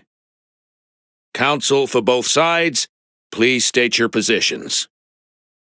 Your Honor, members of the jury, my client, Mr. Peter Jonas, and I will prove that this was a carefully premeditated murder. Christina de Flavin, driven by greed for the ducal inheritance, conspired with the butler of the de Flavin manor, Lando Fazzini, to poison her own uncle. Her act was depraved and unforgivable. A woman capable of such cruelty does not deserve the title of Duchess. We ask this court for a fair and just verdict. Defense counsel, your opening statement, please. Defendant, is your counsel not present? I am her defense attorney. Allow me to speak on behalf of Christina de Flavin. What the hell are you doing on their side? Shut up. This is a courtroom. Watch your mouth.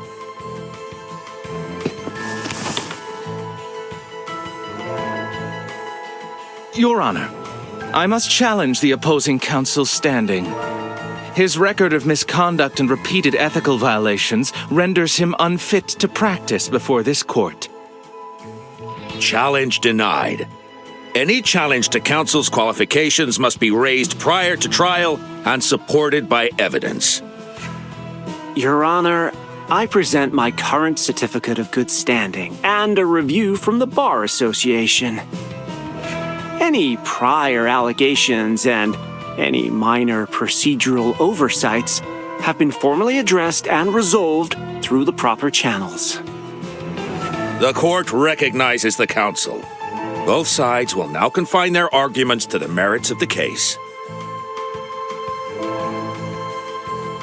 He was prepared for this all along.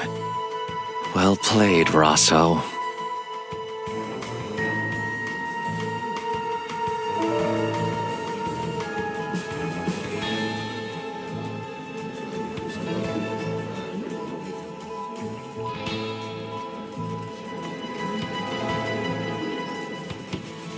My apologies, Your Honor. There was simply too much evidence to organize, and it took a bit longer than expected. Rosso, you think you're playing house? Being late to court is contempt of justice.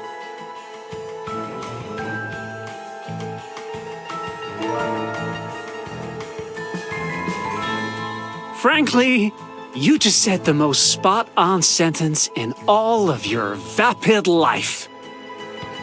Each one of us is holding our own meticulously prepared scripts, playing our own roles. As parents, judges, bailiffs, everyone's acting in earnest.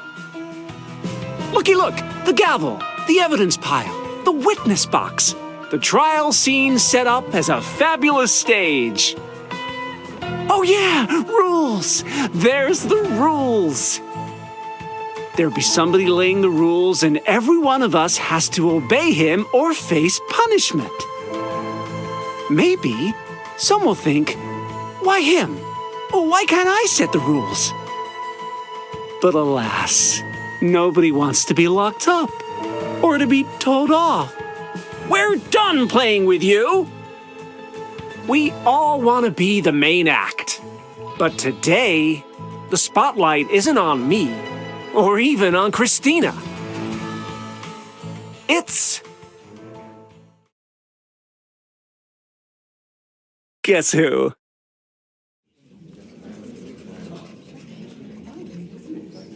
All right.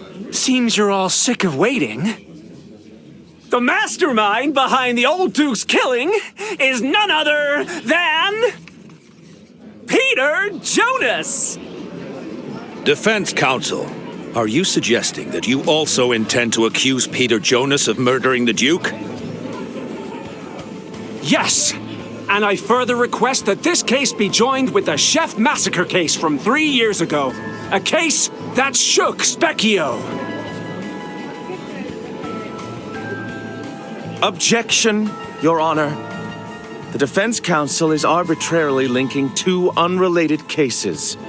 This is only to mislead the court and incite public uproar. Unrelated? Samuel, do you even know your own client? Be careful not to aid the wrong person. Or perhaps this Chef Massacre case has something to do with you as well.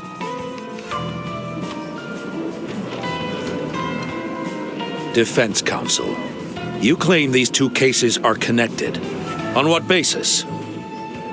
3 years ago, Peter Jonas abused 2 children of the Santoro family to the point of permanent injury. To cover his tracks, with Samuel's assistance, he murdered the entire Santoro family and framed Ethan Santoro, the chef, for killing his own family. What began as abuse under the shield of aristocratic privilege escalated into a horrific family massacre, leaving the innocent chef, Ethan Santoro, wrongfully imprisoned. And how does all this relate to today's Duke poisoning case? The connection is Duke de Flavin, a nobleman of conscience and justice, investigated the chef massacre case in secret and came to harbor strong suspicions about the truth. He could not tolerate that his heir would be so cold-blooded and potentially linked to a massacre. Your Honor, to establish the Duke's direct motivation for changing his heir, we move to submit evidence into the record. Granted.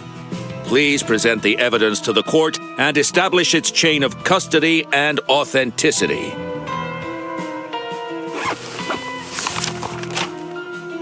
This is the original sealed letter Duke de Flavin wrote to Miss de Flavin's mother, kept by the recipient all this time.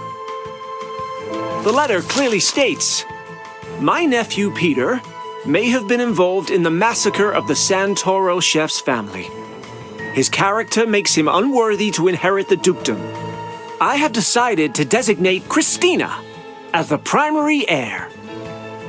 That letter must be forged! The handwriting and signature have been verified by professional authorities. The authenticity of the document is beyond doubt. That was 3 years ago. Even if Peter harbored resentment, why act now? Because at that time, he had no idea the Duke had changed the heir.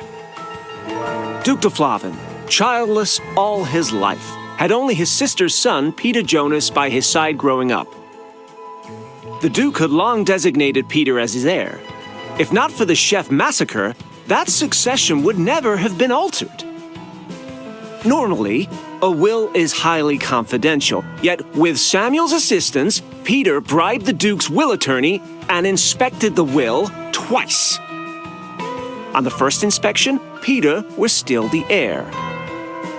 On the second, the heir had been changed to Christina. This second inspection took place just a month ago, shortly before the Duke's death. I also have a sworn statement from the Duke's will attorney confirming he accepted the bribe and allowed Peter and Samuel to view the will. I asked the court to review it. This, Your Honor, demonstrates the connection between the two cases, as well as Peter Jonas's motive for the crime.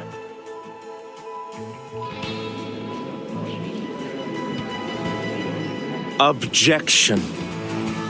Even if the defense counsel presents all this reasoning, which may sound convincing, it still does not prove that my client had any motive or any direct involvement in the Duke's poisoning.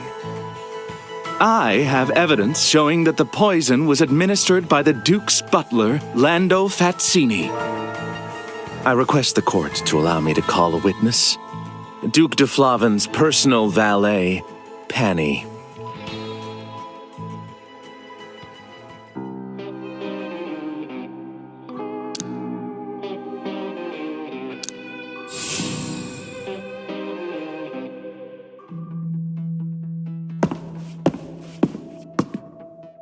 Penny, please tell the court. On the day of the Duke's death, did you see anything unusual involving the Duke's butler, Lando Fazzini?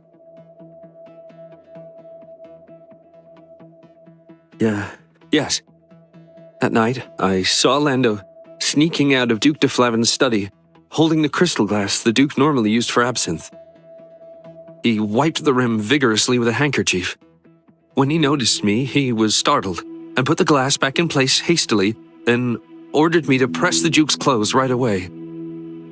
How did he appear at that moment? Nervous, not like his usual self. Do you suspect he tampered with the glass? I don't know. I didn't dare speculate. Or maybe the glass was just dirty. But within 5 minutes after that, I heard the Duke. He was dead. Thank you, Penny. Your Honor, I would like to ask Penny a few questions as well. Penny, I must say, I really enjoyed your little performance. You look every bit the frightened soul who accidentally glimpsed a secret. If I hadn't seen you strutting your stuff at the casino before, I'd never have pegged you as the same Penny. What are you saying? I don't understand. Your Honor, the defense attorney's questions carry hints and suggestive implications. I request that the questioning be stopped. Defense counsel, watch your words. Your Honor, my next questions are intended to clarify details of the case and ensure the defense is precise. I request permission to proceed. Permission granted. You may continue. Penny, when you saw the butler, Mr. Fazzini, at the study door, was the Duke inside the study? Yes. About 5 minutes later, I heard he was dead, still seated in his study chair.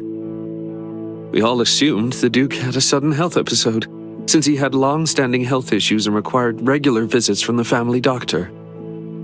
Are you certain that what Mr. Fazzini wiped was the Duke's designated absinthe glass? Yes. Later, I felt that something was off, so I took it upon myself to secure the glass. Your Honor, I request to submit the evidence. After laboratory testing, traces of poison remain on the glass, and they match the poison found in the Duke's body. Penny, as the Duke's personal attendant, how many years have you served him? 10 years. Very well. Then you must know under what circumstances the Duke would drink absinthe. Only after smoking. Ah, you remember clearly. Truly a loyal servant of the Duke. But do you also recall that the Duke never smoked in his study? As his closest personal valet, I assume you would also know this, wouldn't you? Not only did he avoid smoking in the study, he disliked smoking in any room except the designated smoking room. Because he hated the smell of cigarettes lingering on the furniture. Any guest visiting the Duke could attest to this. Anyone even picking up a cigarette would be politely directed to the smoking room. I may have remembered wrong. Maybe it wasn't the absinthe glass. Penny, look me in the eyes. Did you, because of massive gambling debts, accept money from certain people and thereby feel compelled to give false testimony here, framing an innocent man? Here are your casino debt records from the past 3 months, along with a recent transfer into your account from an overseas shell company. Enough to cover all your debts. Do you need me to call in a financial investigator to explain the source of these funds to the court? Explain yourself, please! It was Samuel!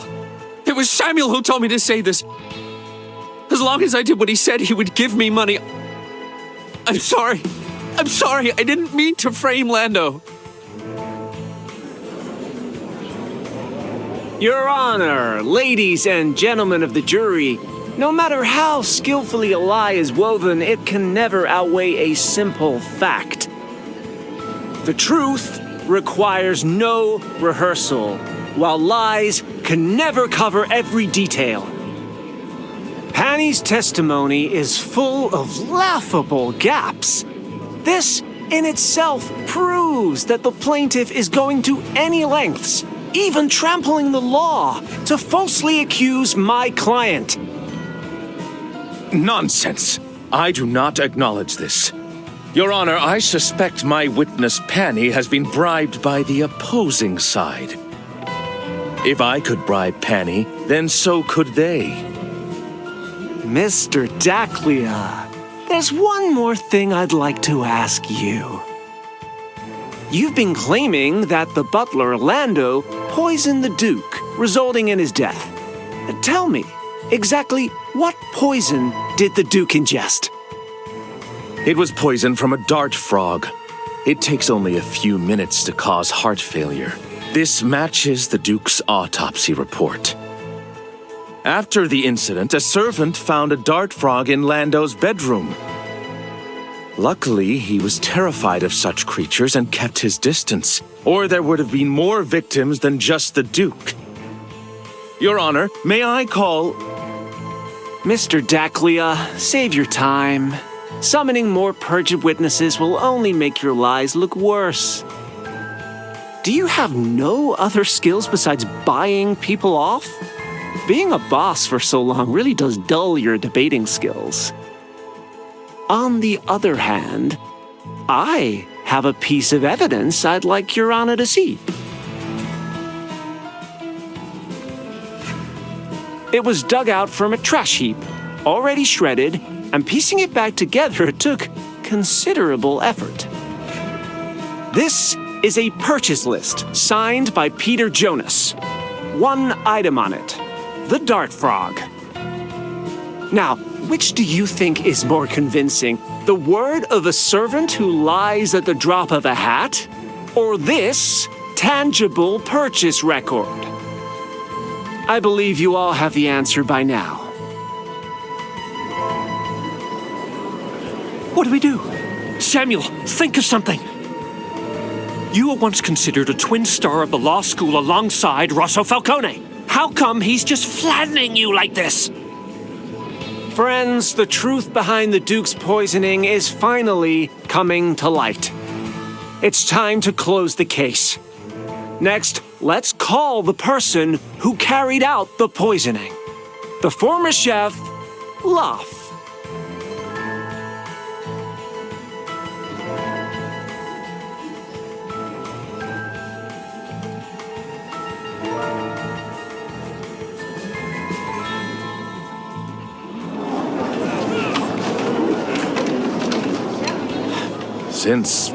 Since it was you who did it, there's nothing I can do for you.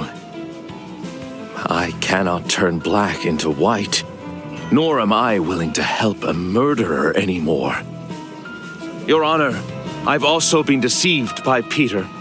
I withdraw from the defense. Not yet, Mr. Daclea. Your turn is next.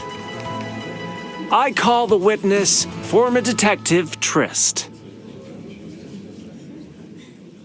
I used to be a detective. I was involved in the investigation of the Chef massacre case. At that time, I noticed the wounds on the victims did not match the supposed murder weapon, the chef's knife. Such an obvious flaw should have been raised. But no one objected. I found this very strange. When I tried to report it, I was repeatedly obstructed. And not long after, I was dismissed from the police department without reason. Thank you, Trist. We all heard that he was once a law enforcement officer and participated in the investigation of the case. What he witnessed proves that the judicial process at that time was deliberately tampered with, and that the chef, Ethan, was very likely framed. There's also a piece of evidence from the scene that has been kept hidden and never submitted. It's said that the chef's sister held this ring tightly in her hand until her dying breath. What is the emblem on this ring? It's the logo of Whitestone Law Firm, one I know very well. Mr. Daclea, is this your ring?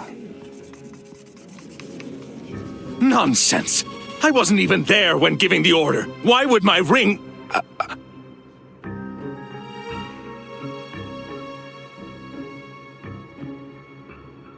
What's that, Samuel? Did I just hear... You gave the order to kill that family?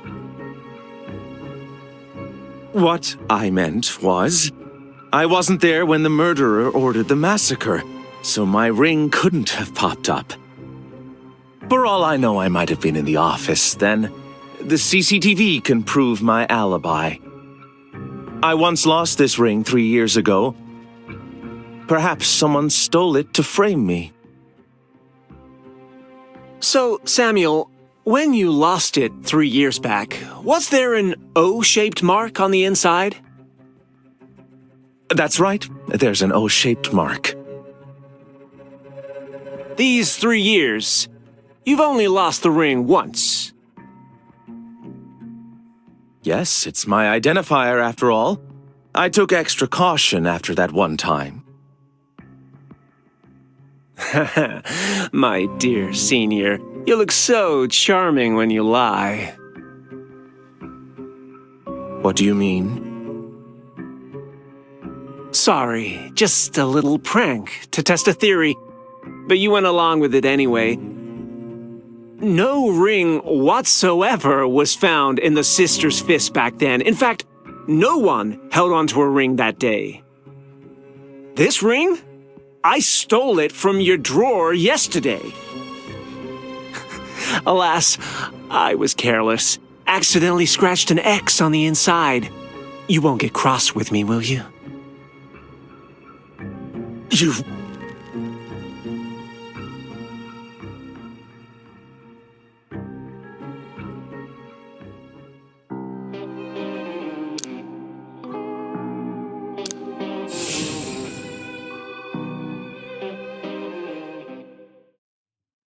We're far from done here, Samuel.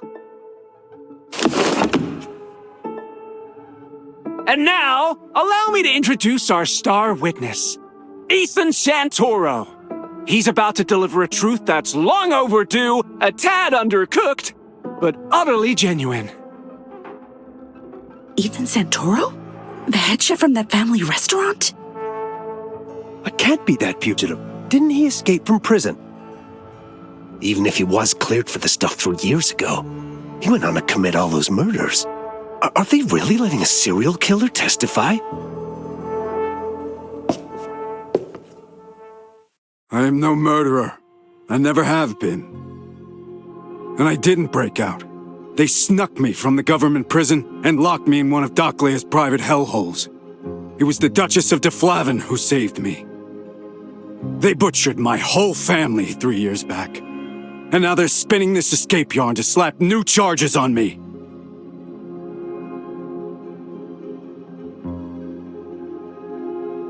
Every victim in that so-called serial murder spree, they all had a hand in Doclea's business.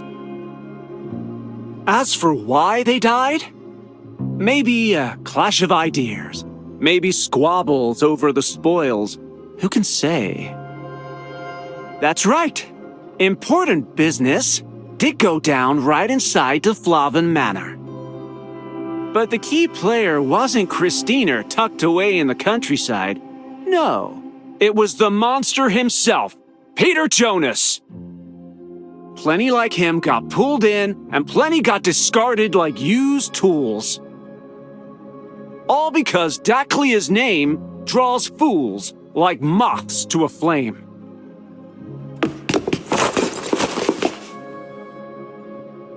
Oh my, look what I've got. Testimonies from the participants themselves.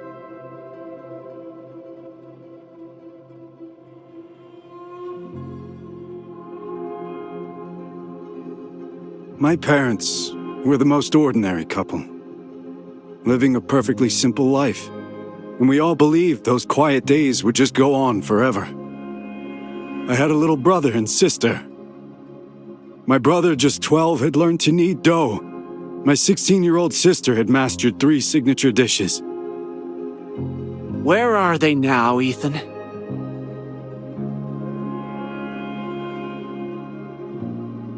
This photo was taken 3 years, 4 months, and 19 days ago. Just a week later, someone set their sights on my brother and sister. Not for their skills. They just saw them as merchandise. And then...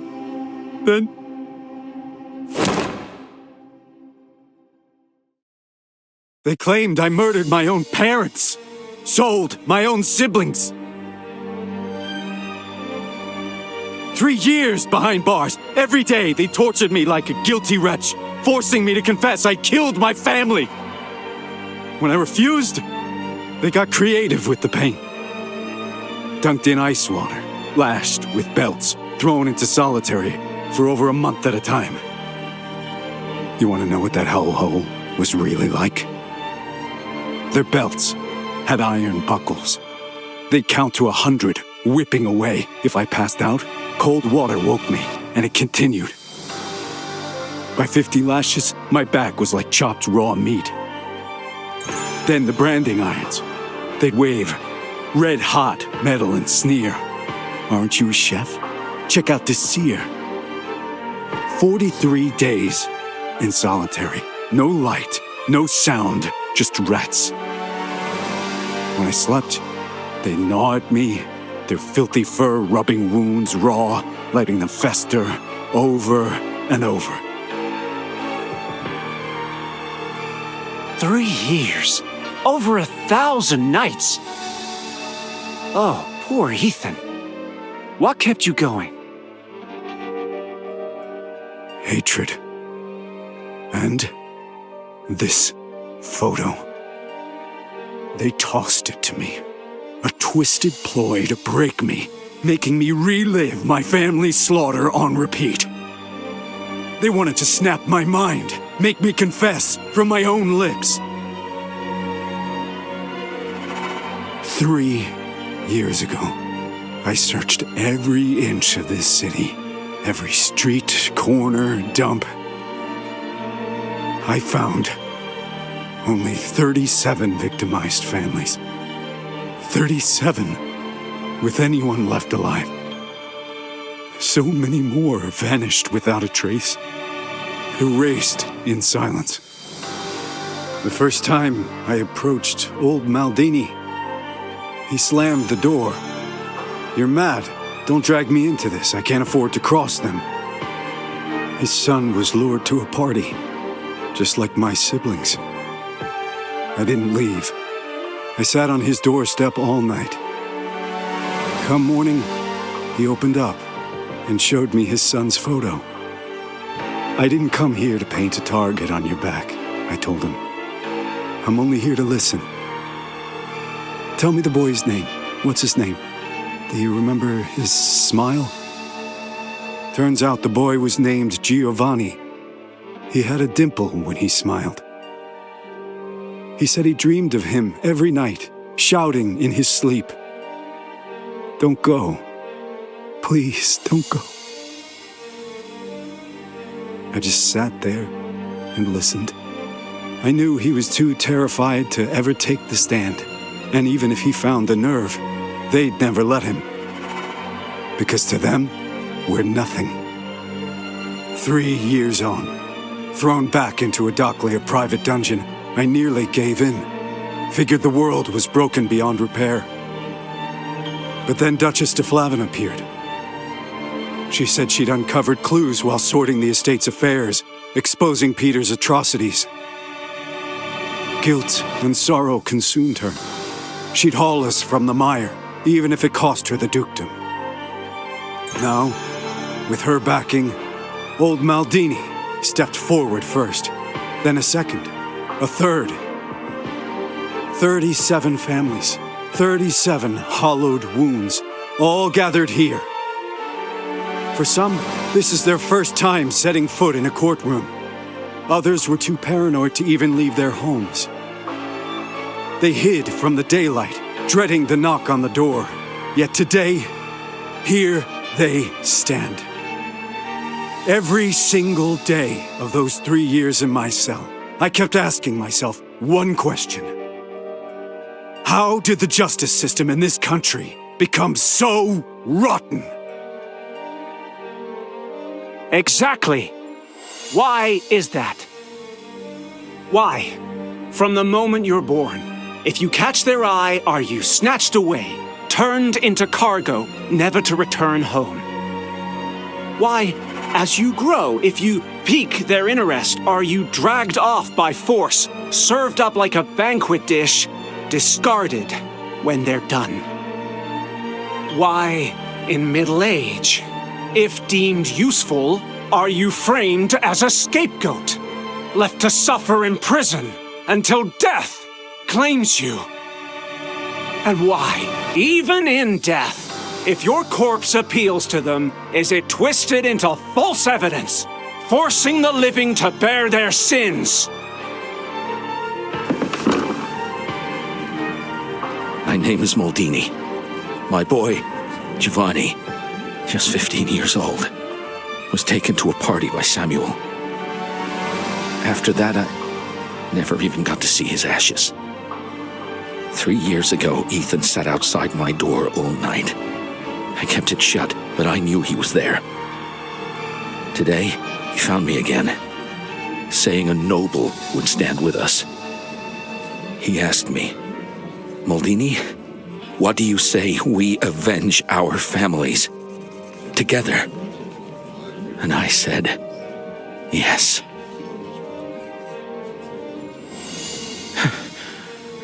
Your Honor, I will testify. My name is Irene. My daughter, Lucia, 19, caught their eye and was dragged to that place. I searched for a year, found only a blood-stained shirt. I was too scared to report it, too afraid to speak. Then Ethan came with the Duchess's letter, promising protection. That's why I stand here today.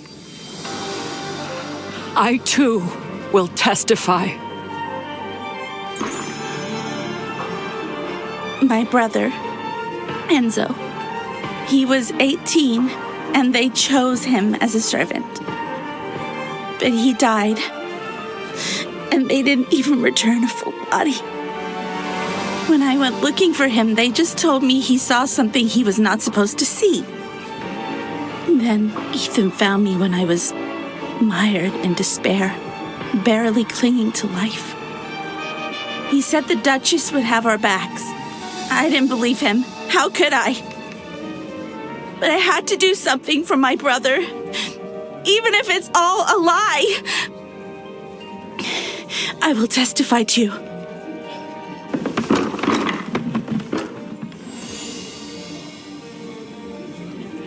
Are you hearing this, Your Honor? You are not just listening to my voice, or the voice of Ethan alone.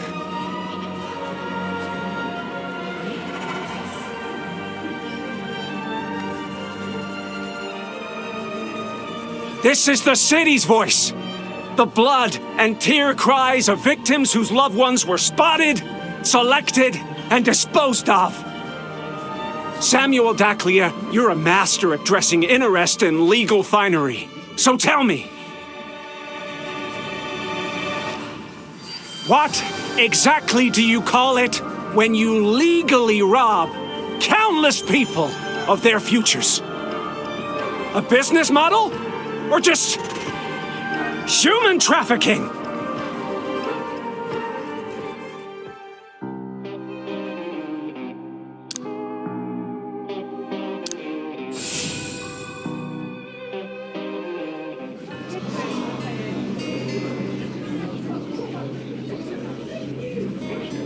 I deny it all.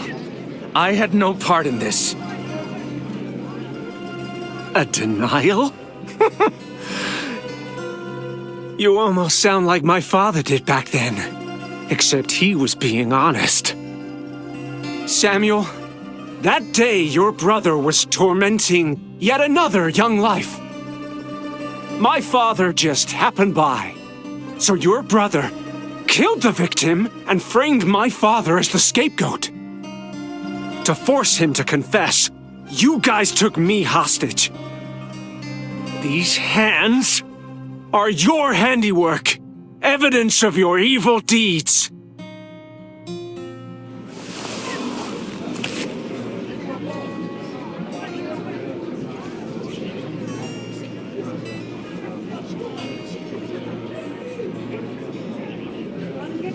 Your Honor, members of the jury, ladies and gentlemen, journalists, Samuel Daclia has spat on the law time and again. toppling the scales of justice. He is guilty. It's been a decade since my father passed away. The evidence used to frame him had long disappeared across time. As a lawyer, I couldn't save my own father. I wasn't able to clear his name. But today at least, I can still save someone's father and clear the name of an innocent.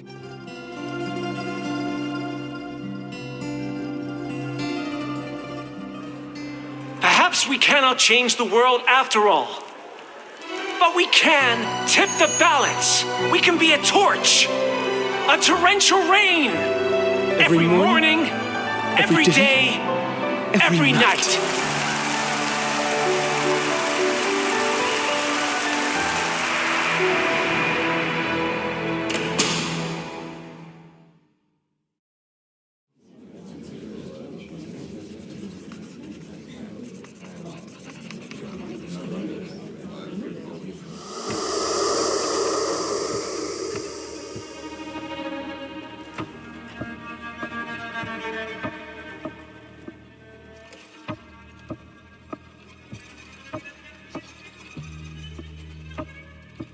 You're a real good lawyer, Rosso.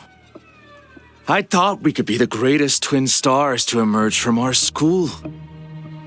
Until that day when I took your straight-A report book and saw your surname, Falcone.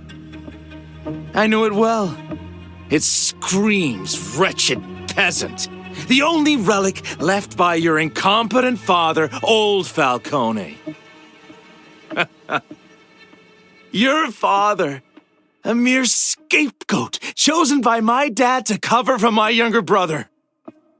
I understood right then that you and I are different from the moment we were born.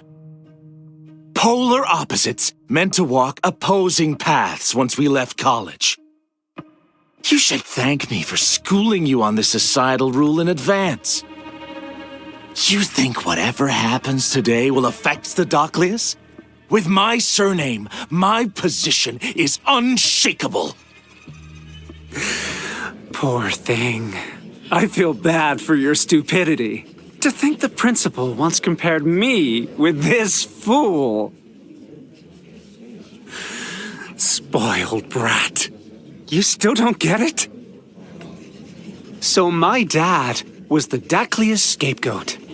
Aren't you, and even your family, a sad scapegoat all the same? You think the Daclius stand at the apex of power? Maybe you're all just scapegoats for some other people. They need a smarty-pants lackey who'd step up and execute all their plans. Succeed, and you'll get a pat and some hay as reward. Fail, and they won't even mourn for the death of the livestock.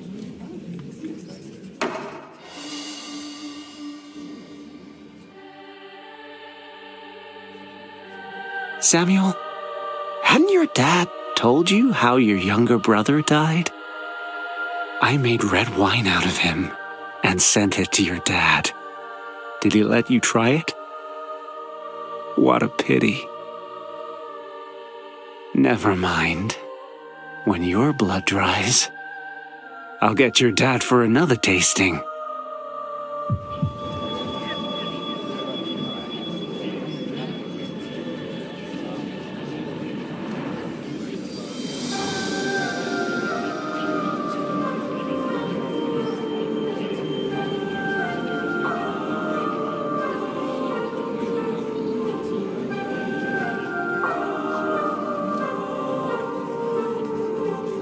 To think I believed you 3 years ago.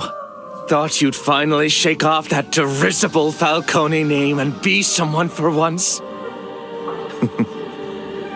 So you got me once, Falcone. So what?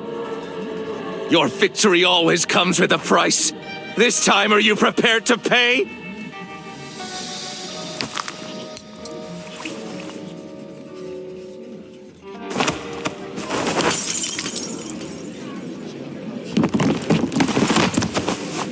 This court hereby pronounces Christina de Flavin and Lando Fazzini not guilty of the murder of the late Duke de Flavin. They should be released with immediate effect. In the matter of Ethan Santoro, charged with the murders of the Santoro family, the court acquits the defendant on all charges and orders his immediate release. Furthermore, pursuant to law, the government will compensate for the wrongful conviction 3 years ago. Peter Jonas is pronounced guilty for multiple counts of murder, including the former Duke of de Flavin. Additionally, he has committed human trafficking, derided the common folk, spouted lies and slander, thus inflicting horrendous societal effects on the kingdom. Representing the Supreme Judicial Council, this court hereby sentences Peter Jonas to death. No, not the death penalty. It's too much. I'm appealing. Samuel Doclia, the evidence before this court preliminarily indicates your involvement in multiple criminal acts, including murder, human trafficking, obstruction of justice, and perjury. Given the severity and complexity of these matters, the court hereby orders all relevant findings to be referred to the investigative authorities for further examination.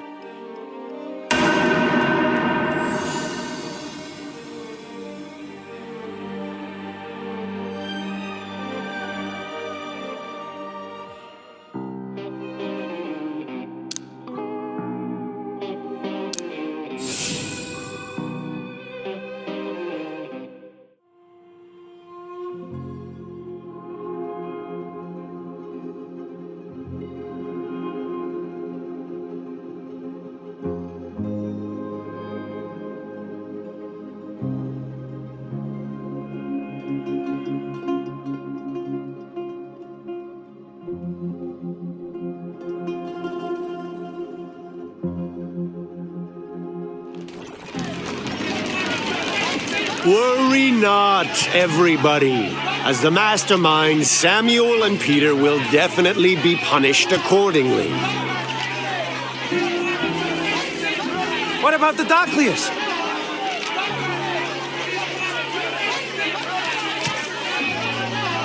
Whether or not the Doclias are in the know, we need evidence to prove it. Ever since a blabbing reporter was made to run naked outside the courthouse gates, no one has dared to interview me.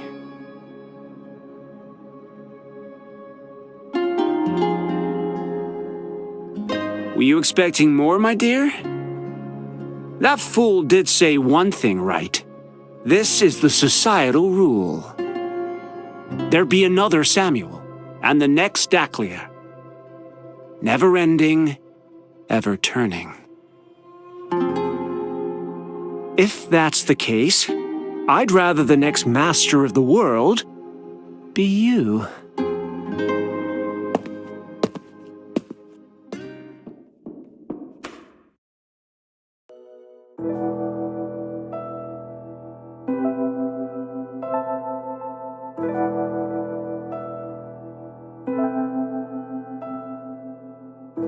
Can't bear to leave me. Partnership? How come I didn't know of it?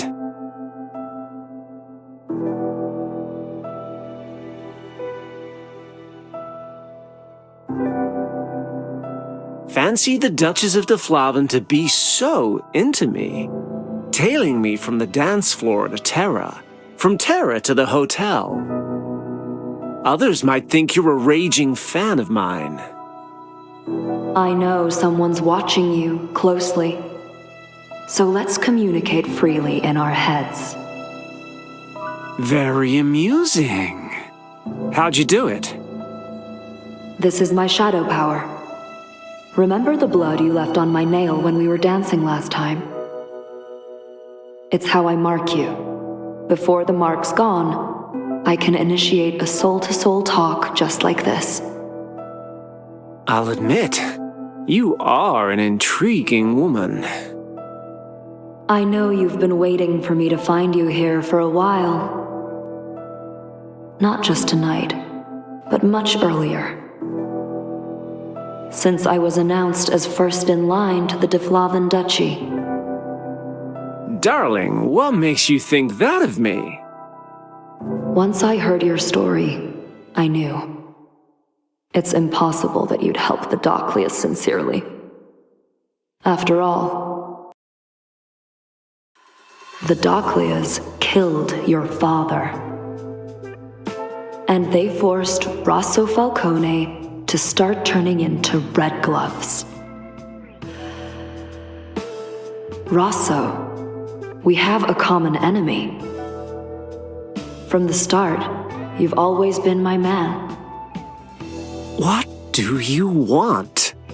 My friendship? You became an associate with the Dakhlias 3 years ago. I know you hold proof of the Chef Massacre case. Once I obtain evidence for the Duke poisoning case, I want you to merge both cases and topple Peter Jonas. What's in it for me, then? A shot at revenge in court. I'll have Samuel Dakhlia return to court as Peter's attorney. Get him to spill the truth on old Falcone's case in public. Then you can beat him with your own hands. If you're willing, please lay a deposit with a faithful kiss. Regrettably, Signora, that didn't impress me. In light of our imminent verbal clash, please accept my kiss. Boss, you sure about working with him? You don't really know him.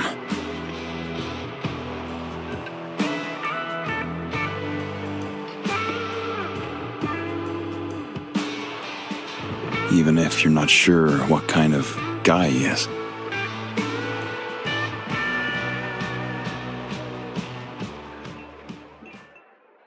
What is Red Gloves like? Consider a stage actor, under the spotlight. Indeed, he can be rated as such. An amateurish actor with exaggerated acting. Different audiences will answer differently. Most incorrigible criminals probably see him as a savior.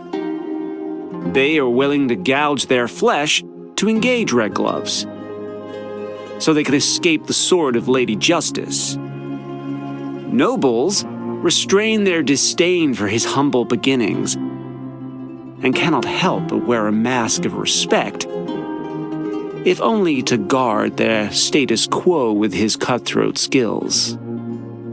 The commoners do not understand him, so they rate Red Gloves as they imagine him to be. They despise him, scared of becoming his sacrificial lamb. They envy him, for he steps on books, on human lives, and on bundles of cash to transcend his class. Many want him dead, and many more want him alive. And what of Red Gloves? How does he see himself? Perhaps nobody knows, or gives a hoot.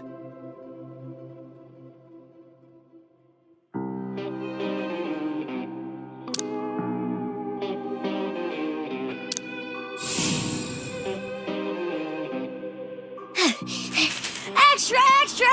Truth's out on Duke Deflavan's murder case! Peter Jonas gets the death penalty for poisoning the old Duke!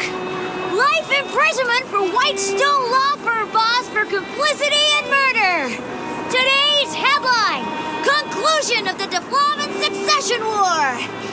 First glimpse of the new Duchess of Deflavan!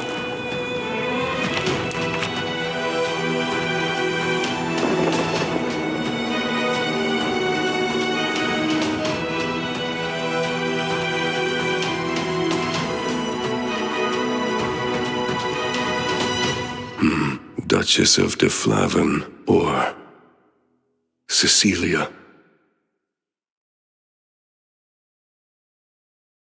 Duchess, I'm very grateful for your help in punishing my family's nemesis.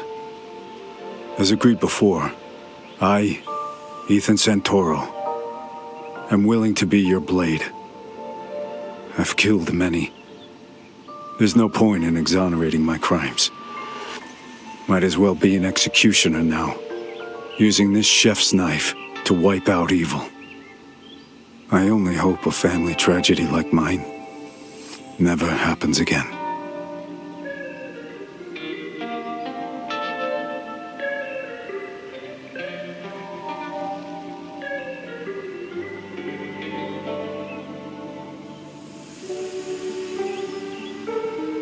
Great! Now I get to eat the Santoro family's gourmet meals without queuing.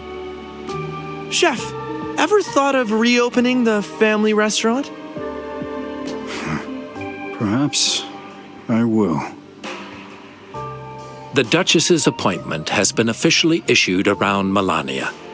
Boss is now the actual Duchess of Deflavin. Next, we've got to prepare for the investiture ceremony and the banquet afterwards. I'll get the tailor to take your measurements in the afternoon. Everyone will need a new set of ceremonial wear. We all have to wear it? I hate those stuffy clothes. Oh, as bodyguard to the Duchess of Deflavin, your presentability also accounts for the Duchess's. Fine. I'll wear it then. I'm getting new clothes. But Mr. Fazzini supposedly died at the police station, no? How's he going to serve as the Duchess's butler in plain sight? This morning, a visiting police officer saw Mr. Fazzini and ran off scared.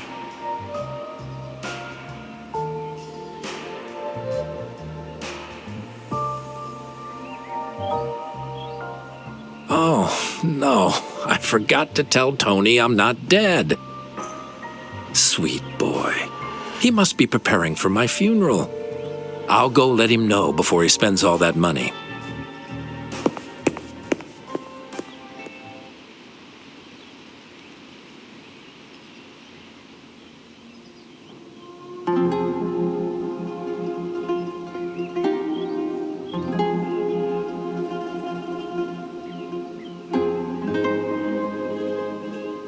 My dear, your promise can make a loser live for a lie. Then let us become as one before the final judgment.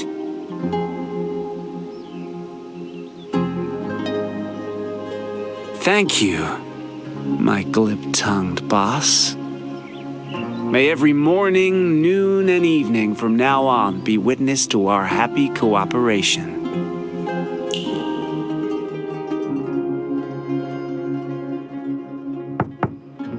Who's there? Or red gloves? Morning, Officer Santanke. Why are you here? I heard you were recently involved in a lawsuit. My boss sent me here to help you. And your boss is? The Duchess of Deflavin. She invested in my law firm, which, coincidentally, opens tomorrow. Do come if you're free, Officer Santanke.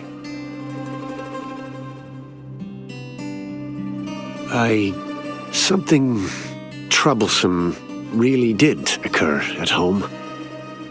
I wonder if your law firm are the charges high? Come now, officer. Why would I charge you? Aren't you friends with my boss, the Duchess? And friends help each other, right? Friends? Since when has there been any friendship between enforcers and Shadowborn? Lighten up. That Enforcer badge is just a title. A rather tedious social label, really. Daclea is the most influential Shadowborn family right now. But what have they done with all that power? They strut around, abusing their supernatural gifts and status to lord over everyone. constantly squeezing the life out of ordinary folks' very existence. Their appetite is swelling, and it's about to boil over. Just look at Ethan's family. Look at those everyday citizens. Look at what they did to me once. To them, the code of silence is nothing but a flimsy scrap of paper they can poke holes in whenever they please. As an enforcer, can any of you, really tolerate a Shadowborn family like that, ruling over Melania's shadow world? Enforcers focus strictly on issues affecting ordinary citizens. As the bridge between Shadowborn and the mundane world, we must remain completely impartial. Of course, of course. Your reputation for fairness precedes you, Officer Santanke. My boss just wants to be friends with you. You know, the kind who stay in touch, chat amiably, and lend a hand when it counts. Let me think this over. Oh, my good officer, what's there to think about? My boss, the Duchess of Deflaven, she's such a kind-hearted young woman. She put justice above family, eliminating Peter Jonas, then exposing that scum Samuel Daclea as a blight on the Shadowborn. Countless people owe their new lives to her. She's unmistakably on the side of the common folk.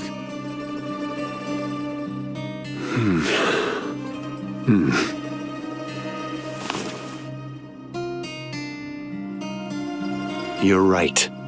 The Duchess of Deflaven is my friend. And I think she'd make a perfect ally for the enforcers of Melania. In the future, our friendship shall be unbreakable. Glad to be of service, Duchess of Deflaven.